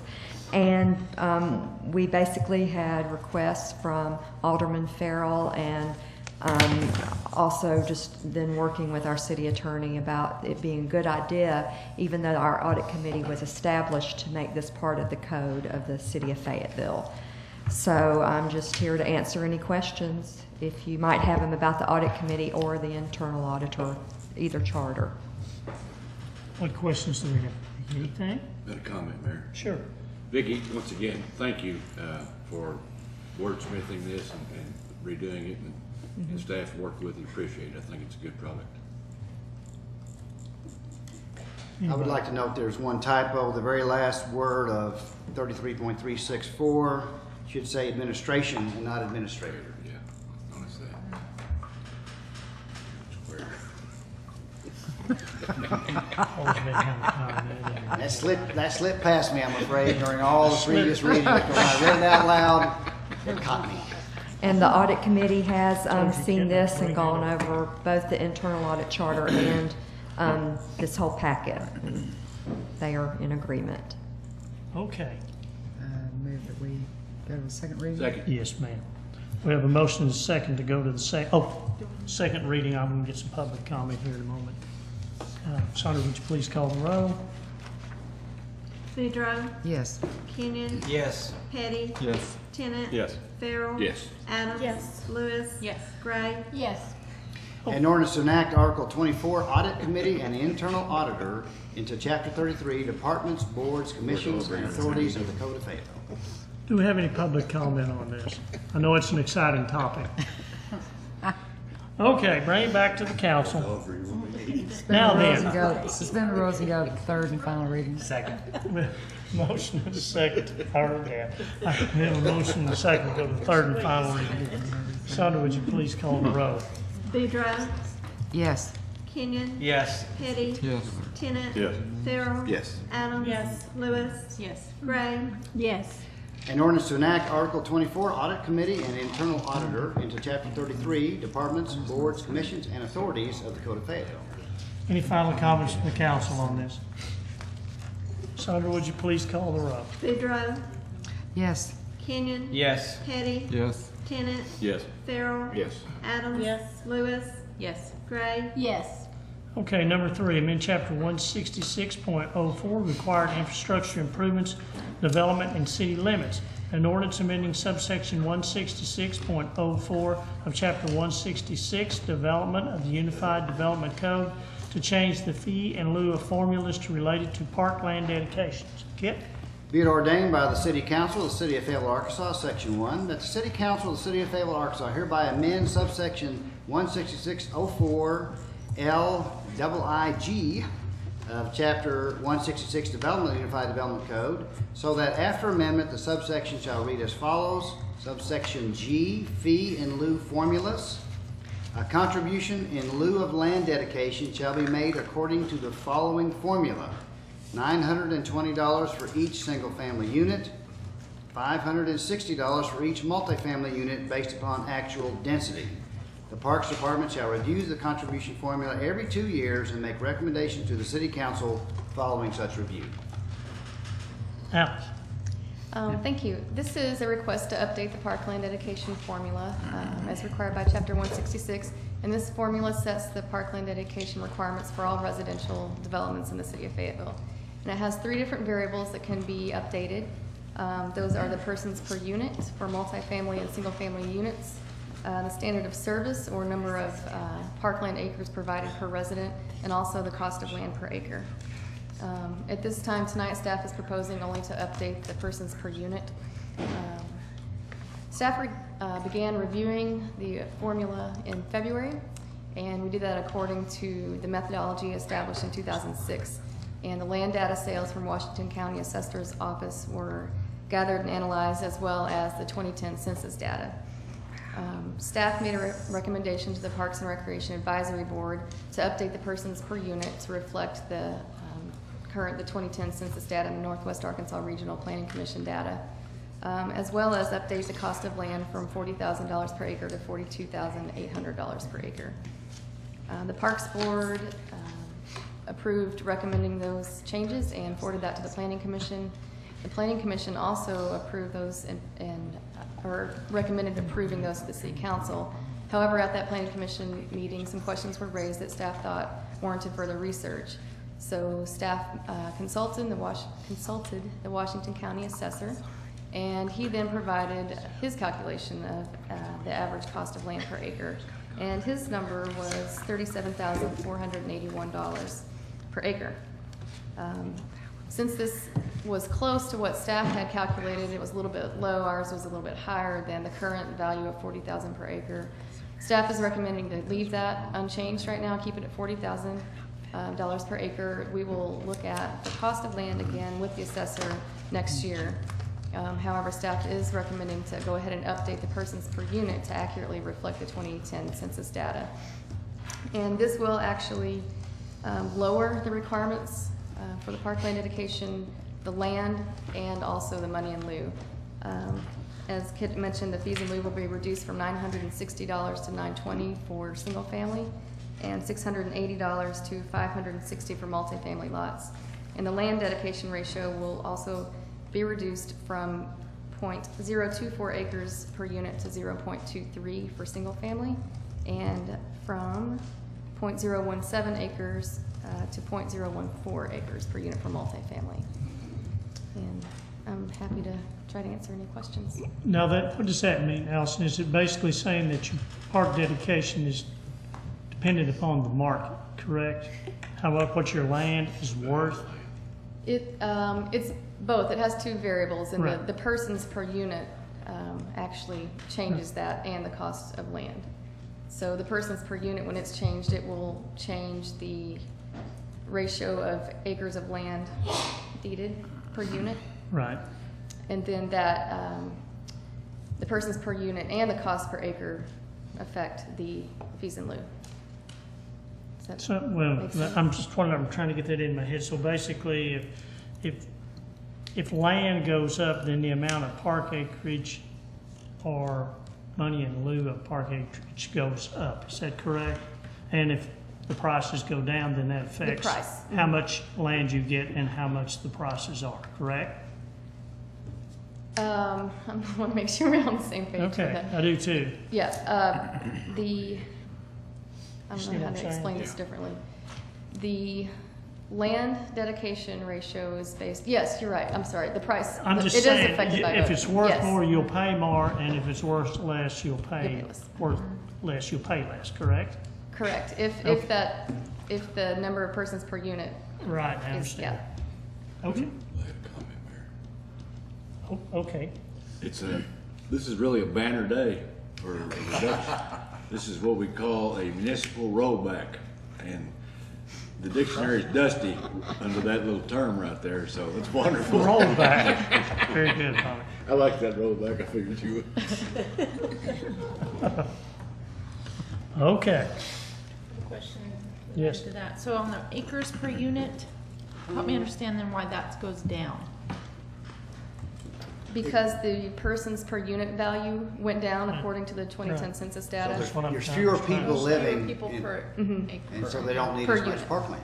Yep. Okay. That is not a number that the staff comes up with. That is a number provided by the census data. Right. Okay. So the number of individuals living per multifamily unit is lower than it was Right. previously, which impacts part of the calculation. And while it is good to not have fees increasing, it is also, however, an indication of our economic conditions, that as we are in recessionary environments and properties are foreclosed on and land sells at lower cost, that's not a healthy thing either. So it is not a bad thing when our prices grow. It means that our markets are thriving and land values are improving. So it's kind of a happy and sad day, although we hope that the market is recovering. Good point. And this is, Lionel, and I have one more question. So you were saying that you're gonna revisit this 1 year, but in the ordinance, it says every 2 years, so. No.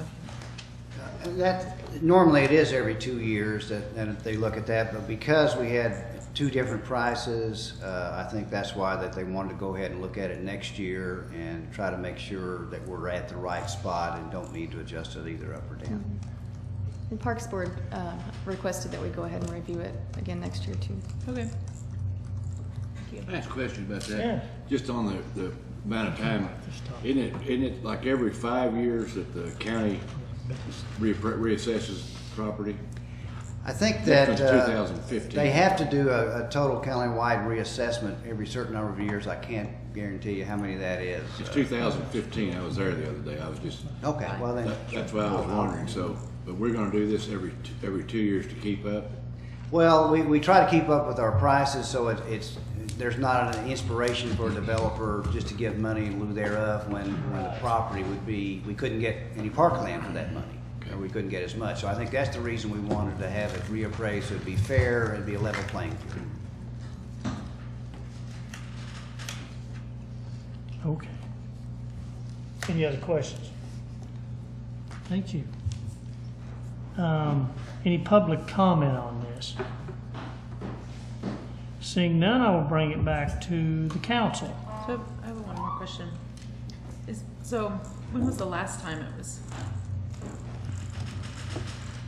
Oh, 06. The last major change was in 2006. We Okay. look at it every year, Okay. but don't always have changes to Okay, so recommend. this is establishing a regular every 2-year examination? Well, they're gonna look at it, and I think they did in 2008, but there really wasn't much change. There wasn't any reason to bring it to the council when there wasn't gonna be a change in it.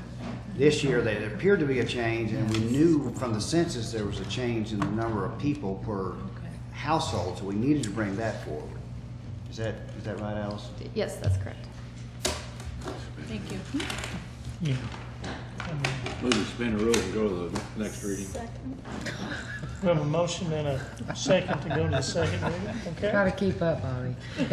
Well, when I get so excited when we have rate reductions, I lose. In fact, I'm surprised you didn't bring this forward.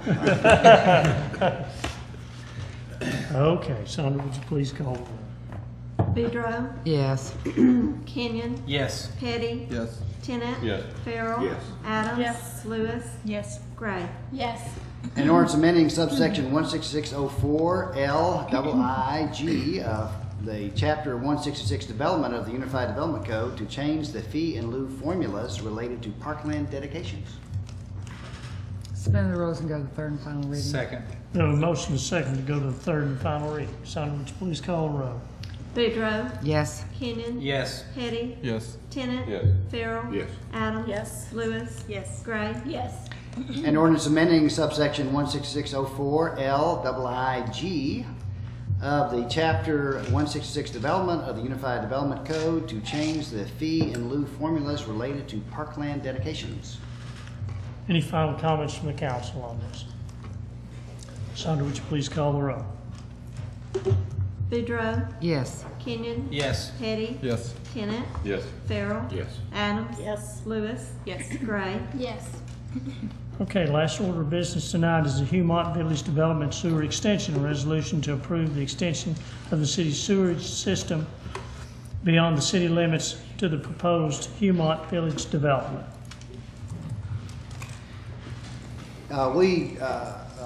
Alderman Gray asked me to bring this resolution forward, and I brought just a bare bones one forward, and then thought maybe we should have one that would be more like the ones we've done in the past, where we require the developers to be treated as if they were inside the city, and so they wouldn't have some unfair advantage to developers developing inside.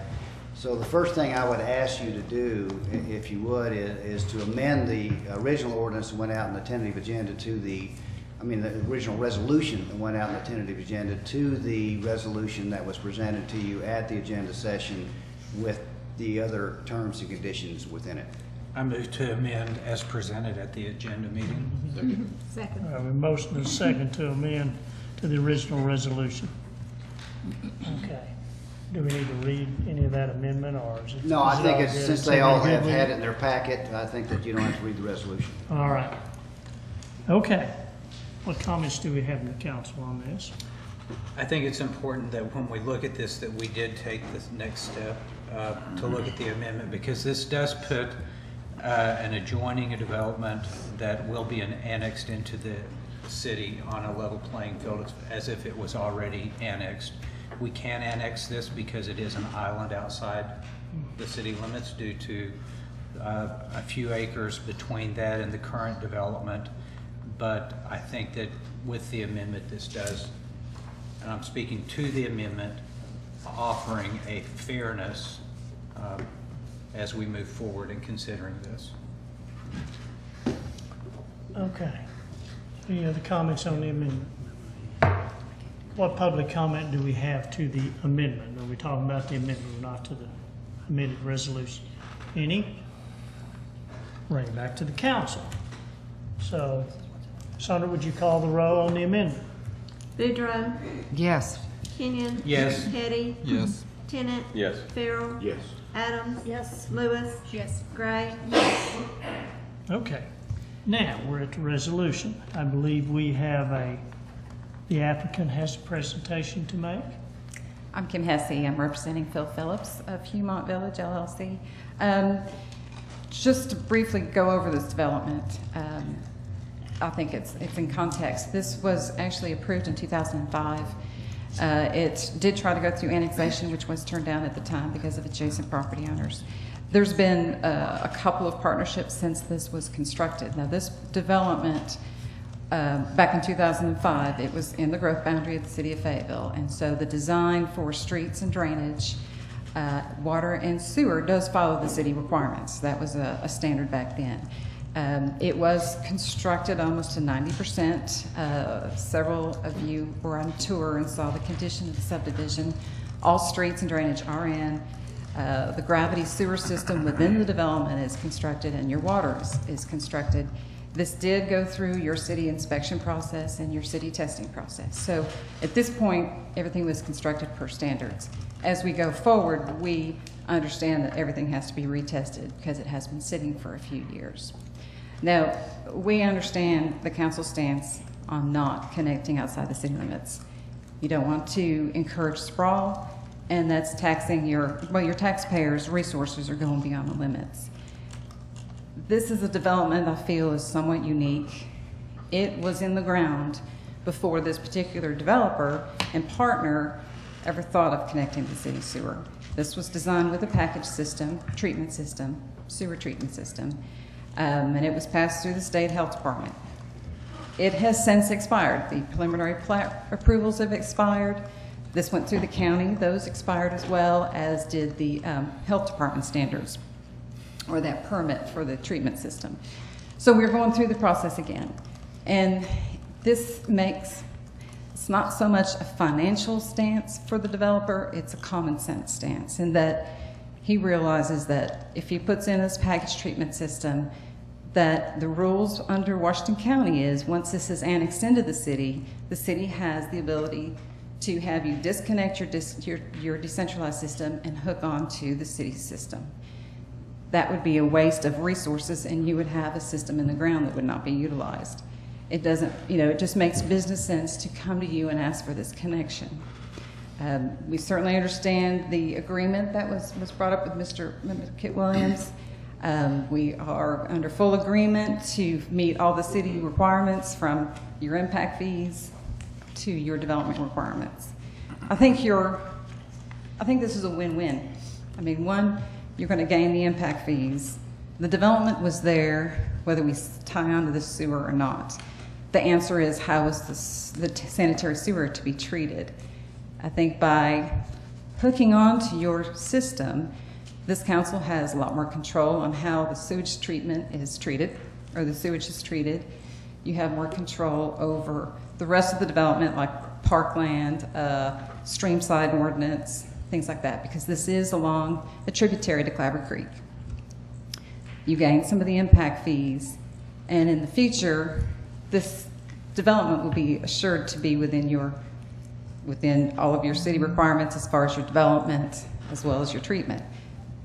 And as I've already mentioned, your resources for water service, as far as maintaining the water system, that is, will already be dedicated to the city of Fayetteville. We're about 500 feet from your 48-inch line that we're connecting to, the sewer line, so we're not far beyond your city limits. And I think this is going to be just a win-win for both the developer as well as the city. The neighbors, we had to go through the process with the county in that we lost our development rights, and in the interim, they adopted zoning, so we had to go through a conditional use permit process.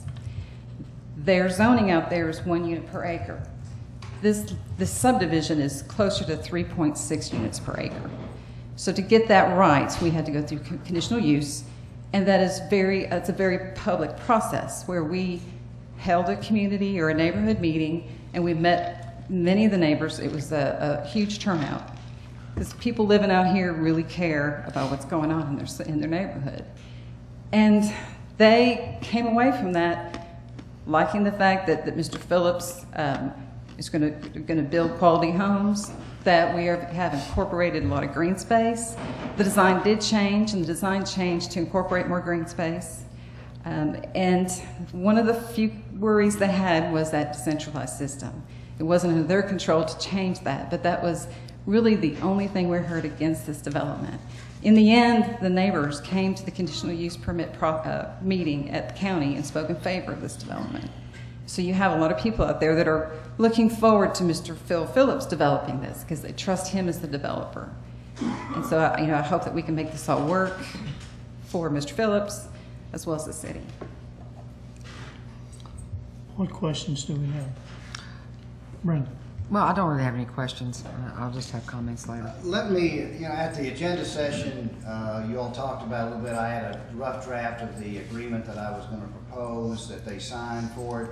I heard some comments about making sure it was, in some deeds and make it stronger like that. And I also said, of course, I have to talk with the developer. So I have now gotten a signed copy of a proposed agreement with a couple changes, and I wanted to call that to your attention.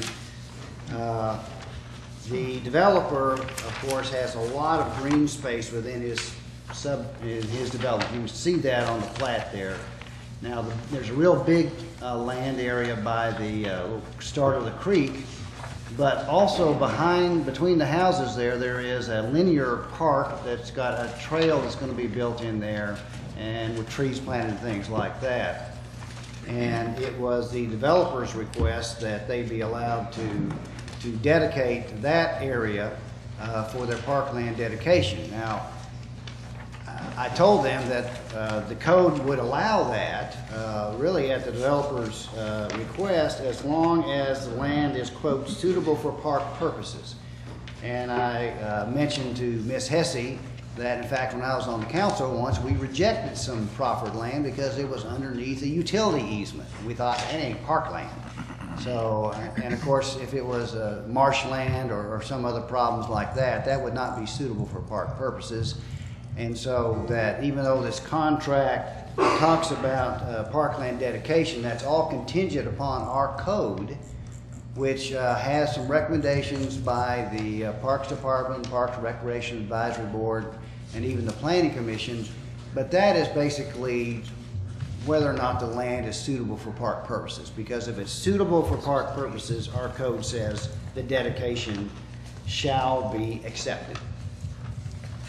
And so that's the only proviso. I wanted to make sure you understood that you still need to show the land to the Parks Department and the Parks and Recreation Advisory Board.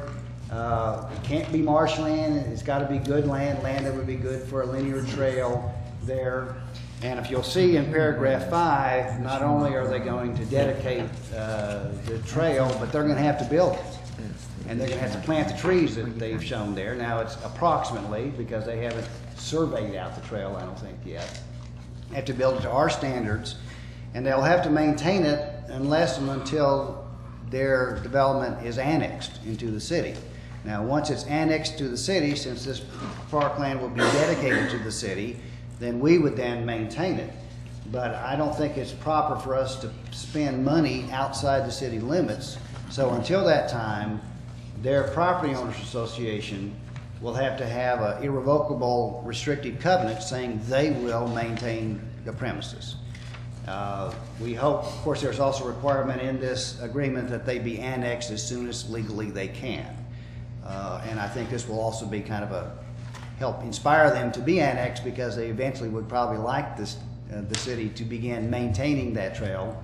And the only other part I wanted to call into your attention is that if, in fact, that's a tributary to the Clabber Creek, I think, that little creek there, which, of course, I think we're going to have a trail along Clabber Creek, I hope. And eventually, maybe there'll be an offshoot going north toward these subdivisions. And if they do get near to this subdivision, then they have, part of this is that they must grant an easement from kind of the end of where their proposed trail is to wherever we're going to be coming up from Clabber Creek, along their land only, obviously, only an easement for that. But that is all part of this, and I just wanted to make sure, because when I showed this to Jeremy, he was concerned about the fact, what if it's not suitable land?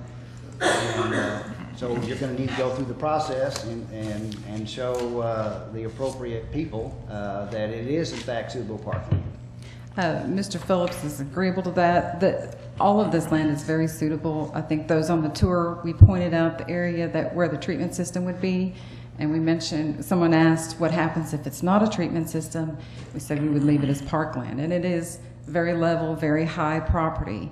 The only thing Mr. Phillips was concerned about is he wants to dedicate the land rather than do the fees, because he has already, spoken with these neighbors about how much green space they, could be dedicated. The county's already looked at being able to keep this space green, and it just becomes, one thing to be aware of, as this goes through the county, yes, we have all your city requirements, but the county will make us widen and improve Humont Village, or Humont Road, from the north boundary line all the way down to Mount Comfort Road, and improve an intersection. So this development is going to be a costly development, but it's going to be a nice development, and the neighbors are for it, and I think it can be a benefit to the city.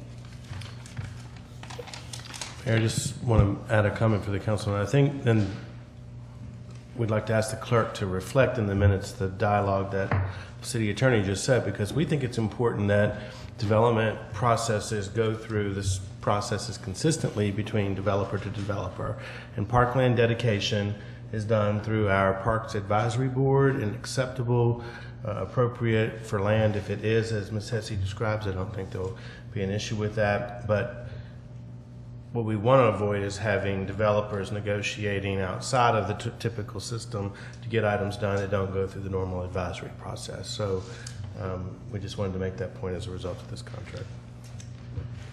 Okay. So I guess my question is, how's this going to work then? I mean,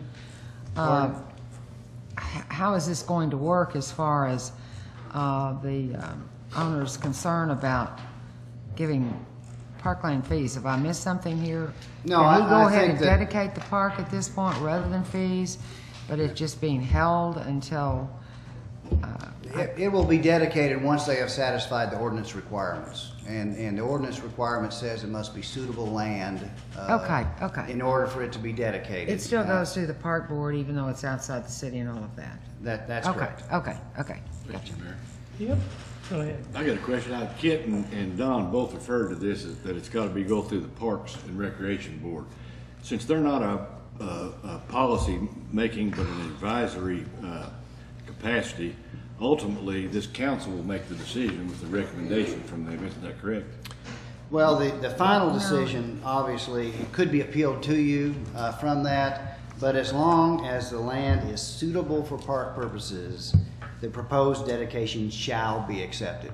This is language that I guaranteed to the drafters of the impact fee statute in Arkansas would remain, because that's how our parkland dedication ordinance was grandfathered into that statute. It has its own you got an subsection. advisory committee that's setting policy? No, they do not set policy, but they do recommend whether or not that's a good park, and then they look at the land and see whether that's there.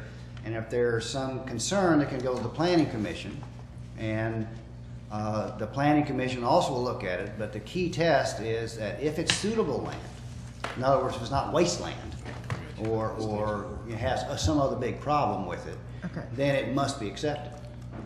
Okay. I'd like to address Bobby's concerns. I don't think the city council wants to see every parkland dedication that goes through the Parks Board. That's been the policy. I mean, that's the way it's been done when I was on the Parks Board, and I certainly don't think the city council wants to start taking on every parkland dedication, if that's what you're going at, because I mean, we don't review those unless there is a concern or an appeal or something, but otherwise, I mean, it goes through the Parks Board, and they're the ones that make those decisions and generally make good ones. So. I respond to her, Mayor. Yes. What I was talking about, Brenda, was when we get something that comes in to us for approval, in the dedication in our packs, it tells us, whether it's in lieu, money paid, or whether it's property for the parkland dedication, if we're asked to approve something.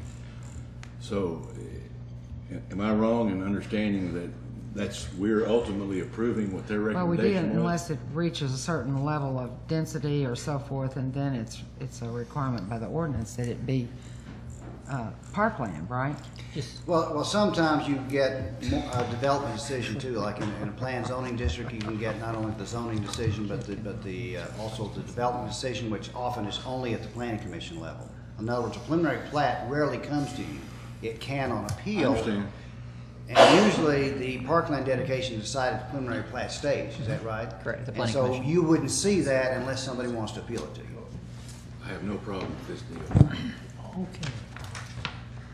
Mr. Phillips, would you like to weigh in on this? Yes, sir. My name's Phil Phillips. I appreciate you all listening to this. I just want to assure you and the Park Commission that we're going to do everything we can to make them happy.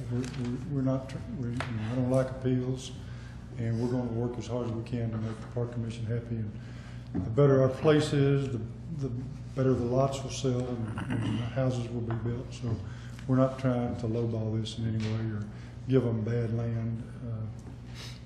I'm here to make this happen, and it's been a long, hard, expensive process up to this point, and I'm really going to work hard to make everybody that's a decision maker as happy as I can. So I just wanted to say that to you. Thank you. I want to thank Kim for doing a good job presenting this to you. Are there any questions of me? Any questions for Mr. Phillips? Thank you. Okay. I have a question for Jeremy. Sure.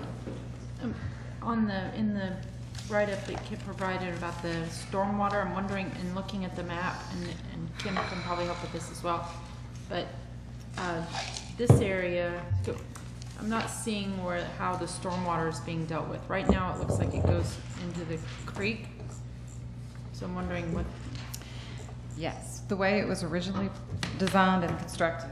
It goes in 2 points into the creek. There's a pipe that disperses into this area of the creek, and another pipe takes water and disperses it into this area of the creek. In meeting with your city engineers, they have brought up the fact that we need to, reduce the impact of that water and the velocity of water hitting the creek. Those ordinances were probably not in place at the time it was designed and it was constructed. So yes, there's a lot of water hitting that creek. And so what we've discussed is utilizing ways to slow the water down, do some improvements to inside the creek bed itself to slow that water down. And that's just going to be a process of, through the redesign of the subdivision. We spent how many? $400,000 on Red Oak Park out west of town on a similar situation, and so you have the exact same type of design that all the water from all the roofs and driveways and roads went to the same little creek. So I would say subsection 3 that says comply with all grading, stormwater, tree preservation, and other development required, as if this development is occurring within Fayetteville, means you comply with our current requirements. Yes, and Dr. Including Lewis. probably some detention instead of dumping everything to the creek, because that's what, as Alderman Lewis has told us, has caused us great problems in the past. And so, you're going to have to obviously comply with the current grading and drainage and stormwater requirements that we have. Yes, in fact, they mentioned the very same measures that were done at Red Oak, implementing some of those same measures in this development. So, sorry, what was the example? Implementing some of those same measures as far as the rock dams that were created, kind of the natural rock dams to slow the water down, to get it to step down, creating pools so the water slows down, pools, and then goes down another set of falls, pools again. That's what we're looking at. Okay. So Kim, you have talked with the city engineers about this to meet the standards? Yes, even, before we consider tying on to sewer, we still had to get this back through your approval process, and that was a part of it. And we met with most of your engineering staff, actually. We were looking at options of how to work with this. Because it does seem like when we went on the tour out there that there would be the capacity to have dams in that very north part as you're going down. But if you have the southern part where you have the pipe coming in, that's... And we talked about creating a way to cool it here and slow it down before it gets to the creek. Okay. So we may be creating some... So I have a question. So if this had been, so let's say today What's the county saying about stormwater at this point in the design? Normally, they refer anything within Fayetteville's boundary or growth boundary, they refer that to Fayetteville. Now, they say that, but yet they still want to review what Fayetteville's solutions would be. So first we get Fayetteville's approval and concurrently get the county's approval. So if this were being designed, like laid out today, would this be the outcome? The way, because right now, I don't know. there are subterranean pipes that end up in that Yeah. ditch. That's done. And that I'm asking if it were a blank slate, would those pipes be routed in the same place based on county regulations? Possibly on county, but not on city. Right, not And the city, but does the county. override county when it's in the growth boundary. However, they still have that option to review it and final approval. I guess so. My question stems from precedent setting. That's what I'm wondering about. Because the one thing that has concerned me about this is just the idea that, okay, so then what stops other folks from developing right outside the city limits and then coming to say, but we already have it in, why can't we just connect now? And so I guess my question is, if it's pasture land being sold for development now and it's platted, what would happen with water and sewer? Would be something like what's being designed now, but would stormwater be similar? Would they require any sort of detention in that area? They probably would require detention at this point. Because there's no single discharge to the creek anymore allowed, which this was designed as a single point discharge. Yeah. And 2 points, but still, it's still the same design where you let it shoot out. So the county no longer allows for single point discharge to a stream? They have implemented more detention than they have in the past. Because it is the southern part that is most concerning, because you have quite a bit of the development down there. Yeah, I'd say it's 1/3, 2/3, 1/3.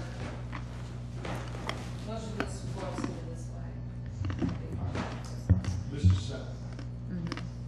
You're right. All of it's And it's going the to southern part that's where we have, there's an outlet coming from the west. It's collecting all the streets from the west over to the southern part of that, if I. This much is close to this point. Yeah, that's a lot. They were oversized. The range parts are huge. I promise you, I'm gonna walk in on 6th Street, walk, I don't know why it was over-engineered like that. There's a lot of room for runoff that will never be. Well, it's the velocity that we're looking at the discharge point. I don't know.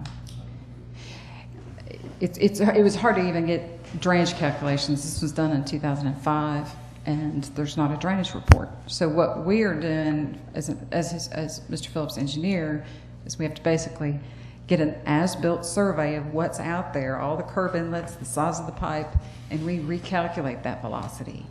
And based on that velocity, that will help determine the engineer's viewpoint, the city engineer, and what they will require. And I do believe that in this amendment that they've got to comply, so that's what we're going to be counting. That's on. correct. Right, and that would include, that encompasses the streamside ordinance, which wouldn't have been encompassed if we didn't have this agreement. Yes, they have to comply with all current development regulations, including stormwater and streamside protection and everything else, which sounds to me like they're gonna have to maybe pull up some of that pipe and put detention in, because it's not only the velocity, but it's the amount and flow at a certain level, and that flow is not allowed to increase pre and post development. So, but of course the engineers know a lot better than that, and I'll leave you with our city engineer. So can I just point out one thing? I just want to celebrate for just a moment the progress that's been made and the knowledge and the learning that's happened since this type of a design has been put in. It's a major thing, because that's an expensive learning curve.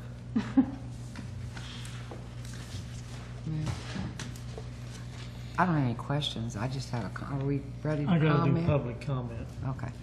We'll Is wait. there any Yes, come on up. Come on up to the microphone, introduce yourself. I'm Terry Coverly, and I was just wondering if the rates, the sewer rates for outside the city will be higher than those within the city? And is it city water? I think Mr. Juergens wants He to can answer answer that. David Juergens, Utilities Director. To answer our first question, the rates for a city sewer service outside the city are in fact higher than inside the city. It's not exactly an apples and apples comparison, but for everything after the first 2,000 gallons used, the outside city rate is currently $6.10 per thousand, and the inside city rate is approximately $4.30 per thousand. Also, it is on city water already, so as far as the impact on billing or water consumption or any of that, it has no impact whatsoever. Okay. Connie. Connie Edmonston, Parks and Recreation Director. Our normal process is to actually go out and view the property. I think it's very important for us to look at it and analyze it and make certain that we're getting a park that we will be proud of and that will not have problems caused by drainage and all that. So if there's any way that we can write in here to satisfy the parkland dedication requirements, the parkland will be reviewed by park staff and Parks Board prior to just taking the 3.86 acres that's on this. Well, the ordinance certainly controls anything. Even the city council has to obey their own ordinances, so that doesn't actually have to be part of this agreement. They still have to comply with the ordinance because if it's not land suitable for park purposes, then the dedication can be denied. If the land is suitable for park purposes, according to our ordinance, then they can, in fact, it says that the dedication shall be accepted. But certainly you have a right to go out there and take a look at that, and if they're in violation of the ordinance, then that would take precedence, and they have to understand that at that point we could not accept the proposed dedication. But land suitable for park purposes, not only you look at the land, you also look at where it lies in conjunction with other parks within the area, where it lies within where the trail corridor is planned, where our master plan is, where we're planning for parks. We look at if it's in the floodplain, floodway. We look at the roads, how they go through it. Is that parkland serving the residents in that development the best that we can? So we just try to make the best development possible for the park system, because we're going to have that park forever. So we want to make certain up front we review, walk the land, and analyze it, and give the recommendation for it. Connie, on our tour, we went in the south entrance, and it's, if you have a map, it's 4, 5, 6, 7, and 8. And it's really going to make a lovely, I'm not a park person. I mean, I'm not a professional, but it's going to make a lovely entryway that would be, I think, very attractive for recreation as well as offering property. So I would encourage you to go out and look at it. And it is the property immediately north of the southern entrance. Am I correct, Kim? And it's above the creek, so it's not in the lower level where there's a lot of runoff or flooding. Yeah. And they do have to comply with number 5 on this contract that would put it in compliance with our procedure. Is that right? They have to build a trail to our standards and also plant the trees that they've shown within their plat, which is on page 18 of 24, or 16 of 24. It's actually, that's pretty small. You can still see it there, but even that's kind of hard to see. But they have shown various trees, and they've also shown the trail through that. We have other lateral parks, I think, linear parks for trails. Certainly seems to be serving the residents there, which is the whole reason that we can charge impact fees, is for the people that are actually paying them, who are the property owners who are going to be buying that property. Yes, Brenda. Did you say you had something? Well, I do kind of appreciate her concern because this has actually specified particular lots, and that is not the normal procedure to go out and survey a tract or a development. I'm sure they probably will think that this is the perfect place, but can we not change this to where, of course, this has all been agreed to by the owner of the property, the developer. But I do kind of regret that it wasn't put a little bit more openly, that the Parks Department would have some, and staff have some ability to actually choose the property, because this does read that, I mean, it would be the lots 4, 5, 6, 7, and 8, 3.86 acres. And that's what the owner has agreed to in this. Right. And I still have to point out that in the Unified Development Code that has been adopted by the city and that we were able to use in order to keep that from being invalidated by the state impact fee statute, the word says that if the land that is being offered to be dedicated by the developer is suitable for park purposes, then the proposed dedication shall be accepted. Where does it say that now? If you look on my memo, I'm reading it right out there. I'm reading the actual contract, Exhibit A. So where is it in your memo? Because, but the memo though is not. And that just quotes the code so that. Right, but that the developer signed this Exhibit A. That's correct. And that Exhibit A does not say that. It doesn't have to, because we cannot agree to anything that would be contrary to the code. So they have heard that tonight and they've agreed to that. They realize it must be suitable for park purposes or the dedication will not be allowed. I think obviously our key thing is we got this literally at this meeting. The Parks Department hasn't had a chance to see lots 4, 5, 6, 7, and 8, but with what is in the record tonight, it's clear that it has to go through our process, so we will do so. Okay. And hopefully that'll give us the protection. If it doesn't meet that requirement, then we'll be back here, okay, probably with them appealing that request to you. Okay. Sounds good. And since I do have the floor for just a minute, finally, sure. I do want to say that I had a lot of reservations about this whole project and accepting something on our, into our sewer system that was not part of the city. I still don't like it. I don't.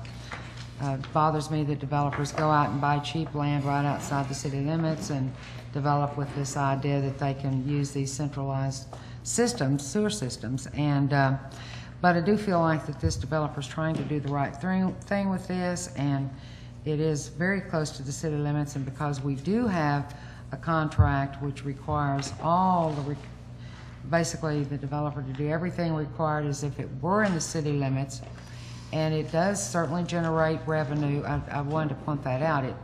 It does not cost us to add this sewer. It generates revenue to the city. So, bearing all that in mind, and of course the obvious that we don't want sewer systems of any kind close to our water sources and our waterways, and so, I will support this based on this, but it really does bother me to accept anything outside the city as far as new sewer, running our sewer outside the city limits. It does concern me, but everything's been done to make this acceptable. So. Can I get some public comments, y'all? I thought we had done that. No, we haven't. I didn't want to stop you. You seem to be on the roll. So. I do have to take public comment. What public comment do we have on this? Oh, we do have some more public comment. Okay. Great meeting, guys. I've been watching in the comfort of my living room. There were just a few things here that maybe could be addressed in slightly different language. And I've said it at the park board in recent months as this discussion has come forth about changing the in lieu thing. And our streamside ordinance and our other wildlife habitat ordinances would support asking that what get called wasteland and marshland be accepted. Maybe the park department shouldn't have it. Maybe there should be a wetland department, a green space department per se, but excuse me, if you don't take it, they'll get a permit to dredge and fill it. It'll be destroyed. And that's the most, excuse me, endangered type of habitat in our city. And that's why I would recommend that we accept wasteland and marshland and let the ducks breed there and the wildflowers grow and the butterflies enjoy the buttonbush and so forth. So that was my only problem with the changes in that dedication ordinance and as it affects this particular development. So many of the sites have a lot of wonderful wetland. And I'm not hearing the word wetland delineators been out or Corps of Engineers has been out on so many projects these days. And that's something we need to remember to ask about. So catch the water where it falls, let it soak in, not necessarily a detention pond with a hard bottom, but let it recharge the groundwater. That's the best thing. Thank you. Thank you, Alderman. Who else would like to comment on this? I just had one other little note. Parks and Recreation Advisory Board has adopted a criteria for accepting parkland. And it's land that we believe is suitable, and that's how we work with each one of our developers, and it seems to work out very well. So. Okay. Anybody else? Okay, I'm going to bring it back to the council. Yes, thank you.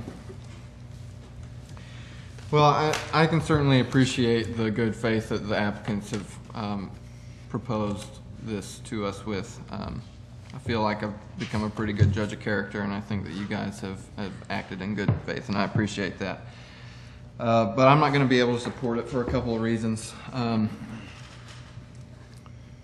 I feel like we aren't calling this what it actually is. Even in the contract, this says, ... in full compliance with all requirements of the UDC as if the development was inside the city limits and zoned RSF4. For all practical purposes, there are a few semantic differences, but for all practical purposes, this is a back way to do a rezoning and an annexation in one. And we're not calling it that. And, you know, I like the contract, like Alderwoman Boudreaux said, the developer has done everything to make this acceptable, except for the most important thing, which is to be annexed. You know, I am against a development in this location for some other reasons. I think it's a bad idea to convert agriculturally productive land that makes this area more resilient and notable for something like this, but that's not the argument I'm going to make. This isn't a good idea because of the precedent it sets. If this developer is willing to make these promises and we sign this contract, what happens when the property to the west, the same proposal comes forward? The property to the north, the property to the west of that one. What grounds do we have to deny that? We've set the precedent. Is it just going to be emotional grounds? Or are we just going to say, well, I feel like we've reached the point where these commitments aren't enough to justify the extension of city services? I don't think that's proper. I think there's a line that is drawn. We are responsible for drawing that line, and we drew it in concert with the citizens who requested annexation in the past. We drew that line where the city limits are now. We've drawn a growth boundary. It's about 2 miles out from the city limits that says we're going to plan for growth there. And in that regard, I can appreciate knowing of these plans. If nothing else, the timing is simply wrong, because the citizens of Fayetteville don't want this piece to be annexed, or that would be the proposal. We even heard on the tour that this property was not capable of being annexed because of the political and cultural will of the surrounding properties. For me, that is the test. What happens with the next proposal to the adjacent property? Okay. Mark? When I look at this, I don't think it's setting a precedent to people going north and going west and going east of the city. What's happening here is we have a development that's going to occur regardless of what we do this evening. The infrastructure is in place. The momentum is moving forward. And so, against my wishes also, I had to think about this as what realistically is going to happen and what I feel like is the best thing that we can do in the long run to protect the integrity of the effluent coming from the development that's going into a stream that's directly going into Clabber Creek that will then impact the quality of the water downstream as we have our effluent from our sewer plant. I also have to look at the potential growth that will be annexed one of these days. And so you can say that this is viable agricultural land, but it is not being used as an agricultural property at this moment in time. What we have is in place infrastructure for a development.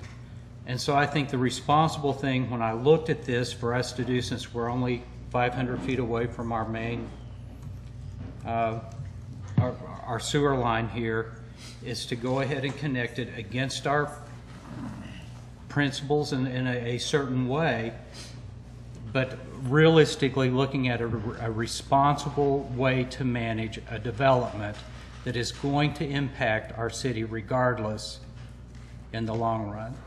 And so for us to have the capacity to responsibly manage the activity of the stream, the activity of the sewer, the activity of and impact of the development as a whole, to get dedication of parkland, I think that it even though it's not delightful to do this, it seems to me the right thing to do in this case by saying, no, I'm not setting a precedent. I'm being responsible for what's inevitable. And this is affordable housing, and I always support affordable housing. And they have come forward in a contract to meet the demands that we have in our city in good faith. So I will support this against the grain of kind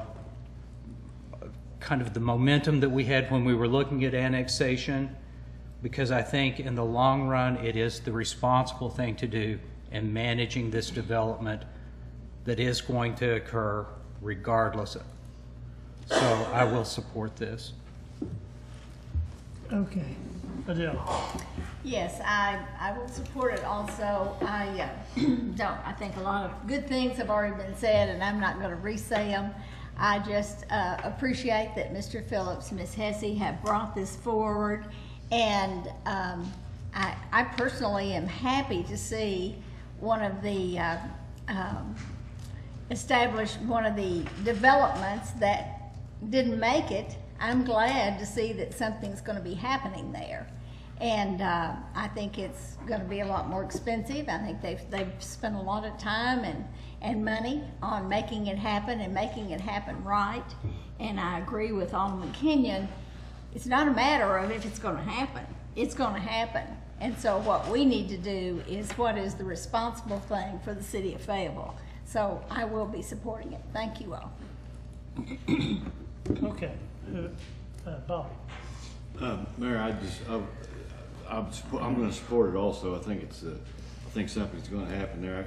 Can't you imagine what it was like when people were thinking about annexing Mount Sequoia, having to run pipes uphill, saying we can't run those pipes up that hill.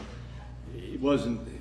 I fully understand the notion that if you take the utilities out, that the inner city and this and that, and you should go to the inner city. But my God, we wouldn't if we adopted that mentality years ago. And if the other idea was you can't take agricultural land, then we'd all be humped up on this square. We'd have 50 and 60-story buildings all humped up. So with that, I would move that we pass a resolution. Second. Okay. Let me get some more final comments here before we all vote so quickly. Sarah? So I appreciate you originally coming to the Water and Sewer Committee and being a part of the tour for the committee, and that was very helpful. I, as you know, have been very hesitant, and I think Matthew made just some very good points and really are the reason that I've been so hesitant on this. It makes me very nervous about precedent here, and I don't like the idea that this would become a trend. The thing that has helped me come around is the contract that you drafted, and the reason that it helps me support this is because water flows downhill and it happens to be flowing into the city, and I visit so many houses in the west part of town in Ward 4 where they're right by their house or downstream from there, it's blown out so wide it's going up into their porch.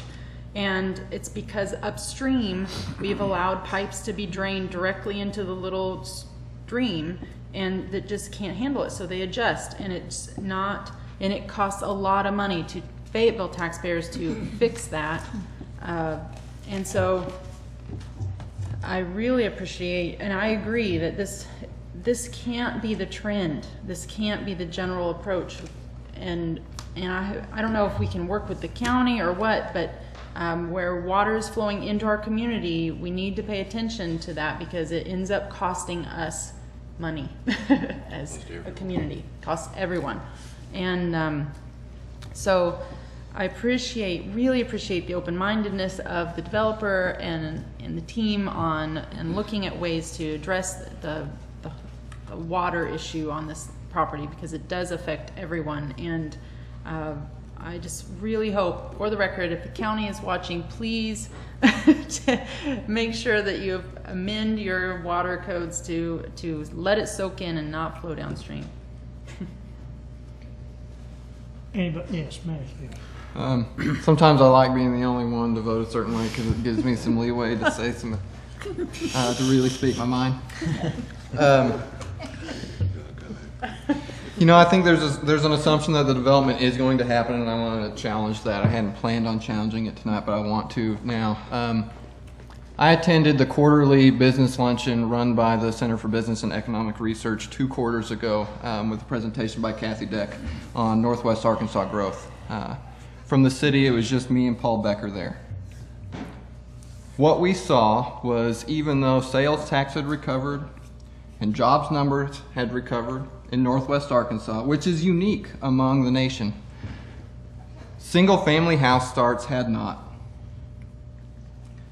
Single-family home sales had not.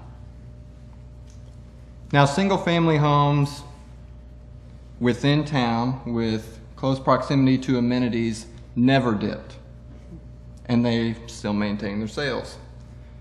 Anything on the edge of town had not recovered. Multifamily has recovered. It's even increased and is doing more than what it did before the recession. Being the youngest person on the council, sometimes I think I have a little bit of a unique perspective from a generational standpoint. And when you look at any recession historically, there are 2 kinds of fixes that happen. There's an economic fix where people in a certain job sector, they start earning more money, or they switch jobs, or that sort of thing, like manufacturing around World War II after the Great Depression. Well, we just went through something similar. We're going to have an economic fix, but the other kind of fix is a spatial fix, where you see new cities grow in a new way that they didn't before. After the Great Depression, it was the suburbs. All the evidence now points to a retraction of the suburbs. Even the evidence that we can see today that's empirical coming out of our own university. People want to live downtown, especially when you start looking at younger and younger people. The city's future customer aren't going to want a house out where this development is, for a couple of reasons. A $200,000 home or a $150,000 home or even a $120,000 home in this kind of location isn't affordable. There are four factors of affordability. The housing cost is the biggest one. Then there's transportation and food and energy. A study commissioned by the Northwest Arkansas Council, which was released last year, showed that the average Northwest Arkansas household paid as much in transportation as they did in housing. That's what it's going to be that's how it's going to be if you live at this development. If you choose to live at this development, which people are choosing to live in locations like this less and less. Now, I wish Mr. Phillips the best. If this gets approved, I don't want to see a proposal fail with so much invested in it.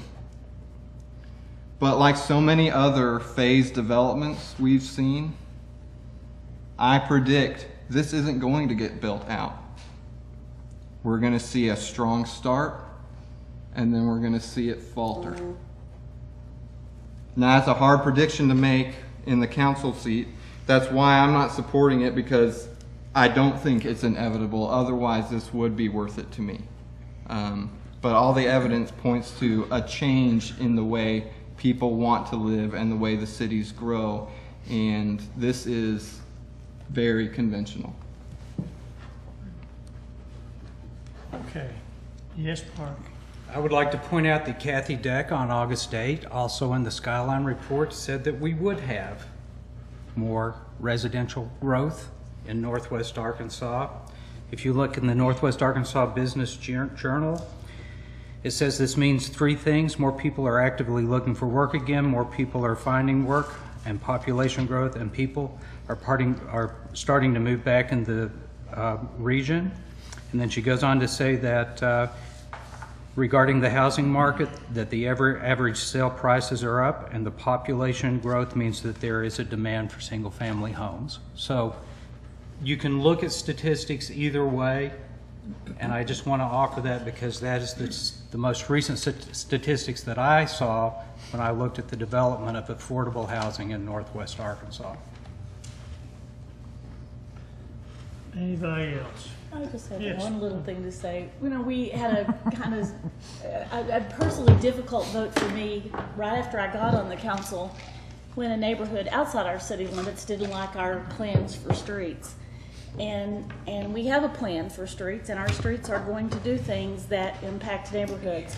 So I feel like I'm in the same vein, what we can do to benefit our city for something outside the city limits is also important. I don't know if I'm saying that well, but I think we have to think about things going both ways.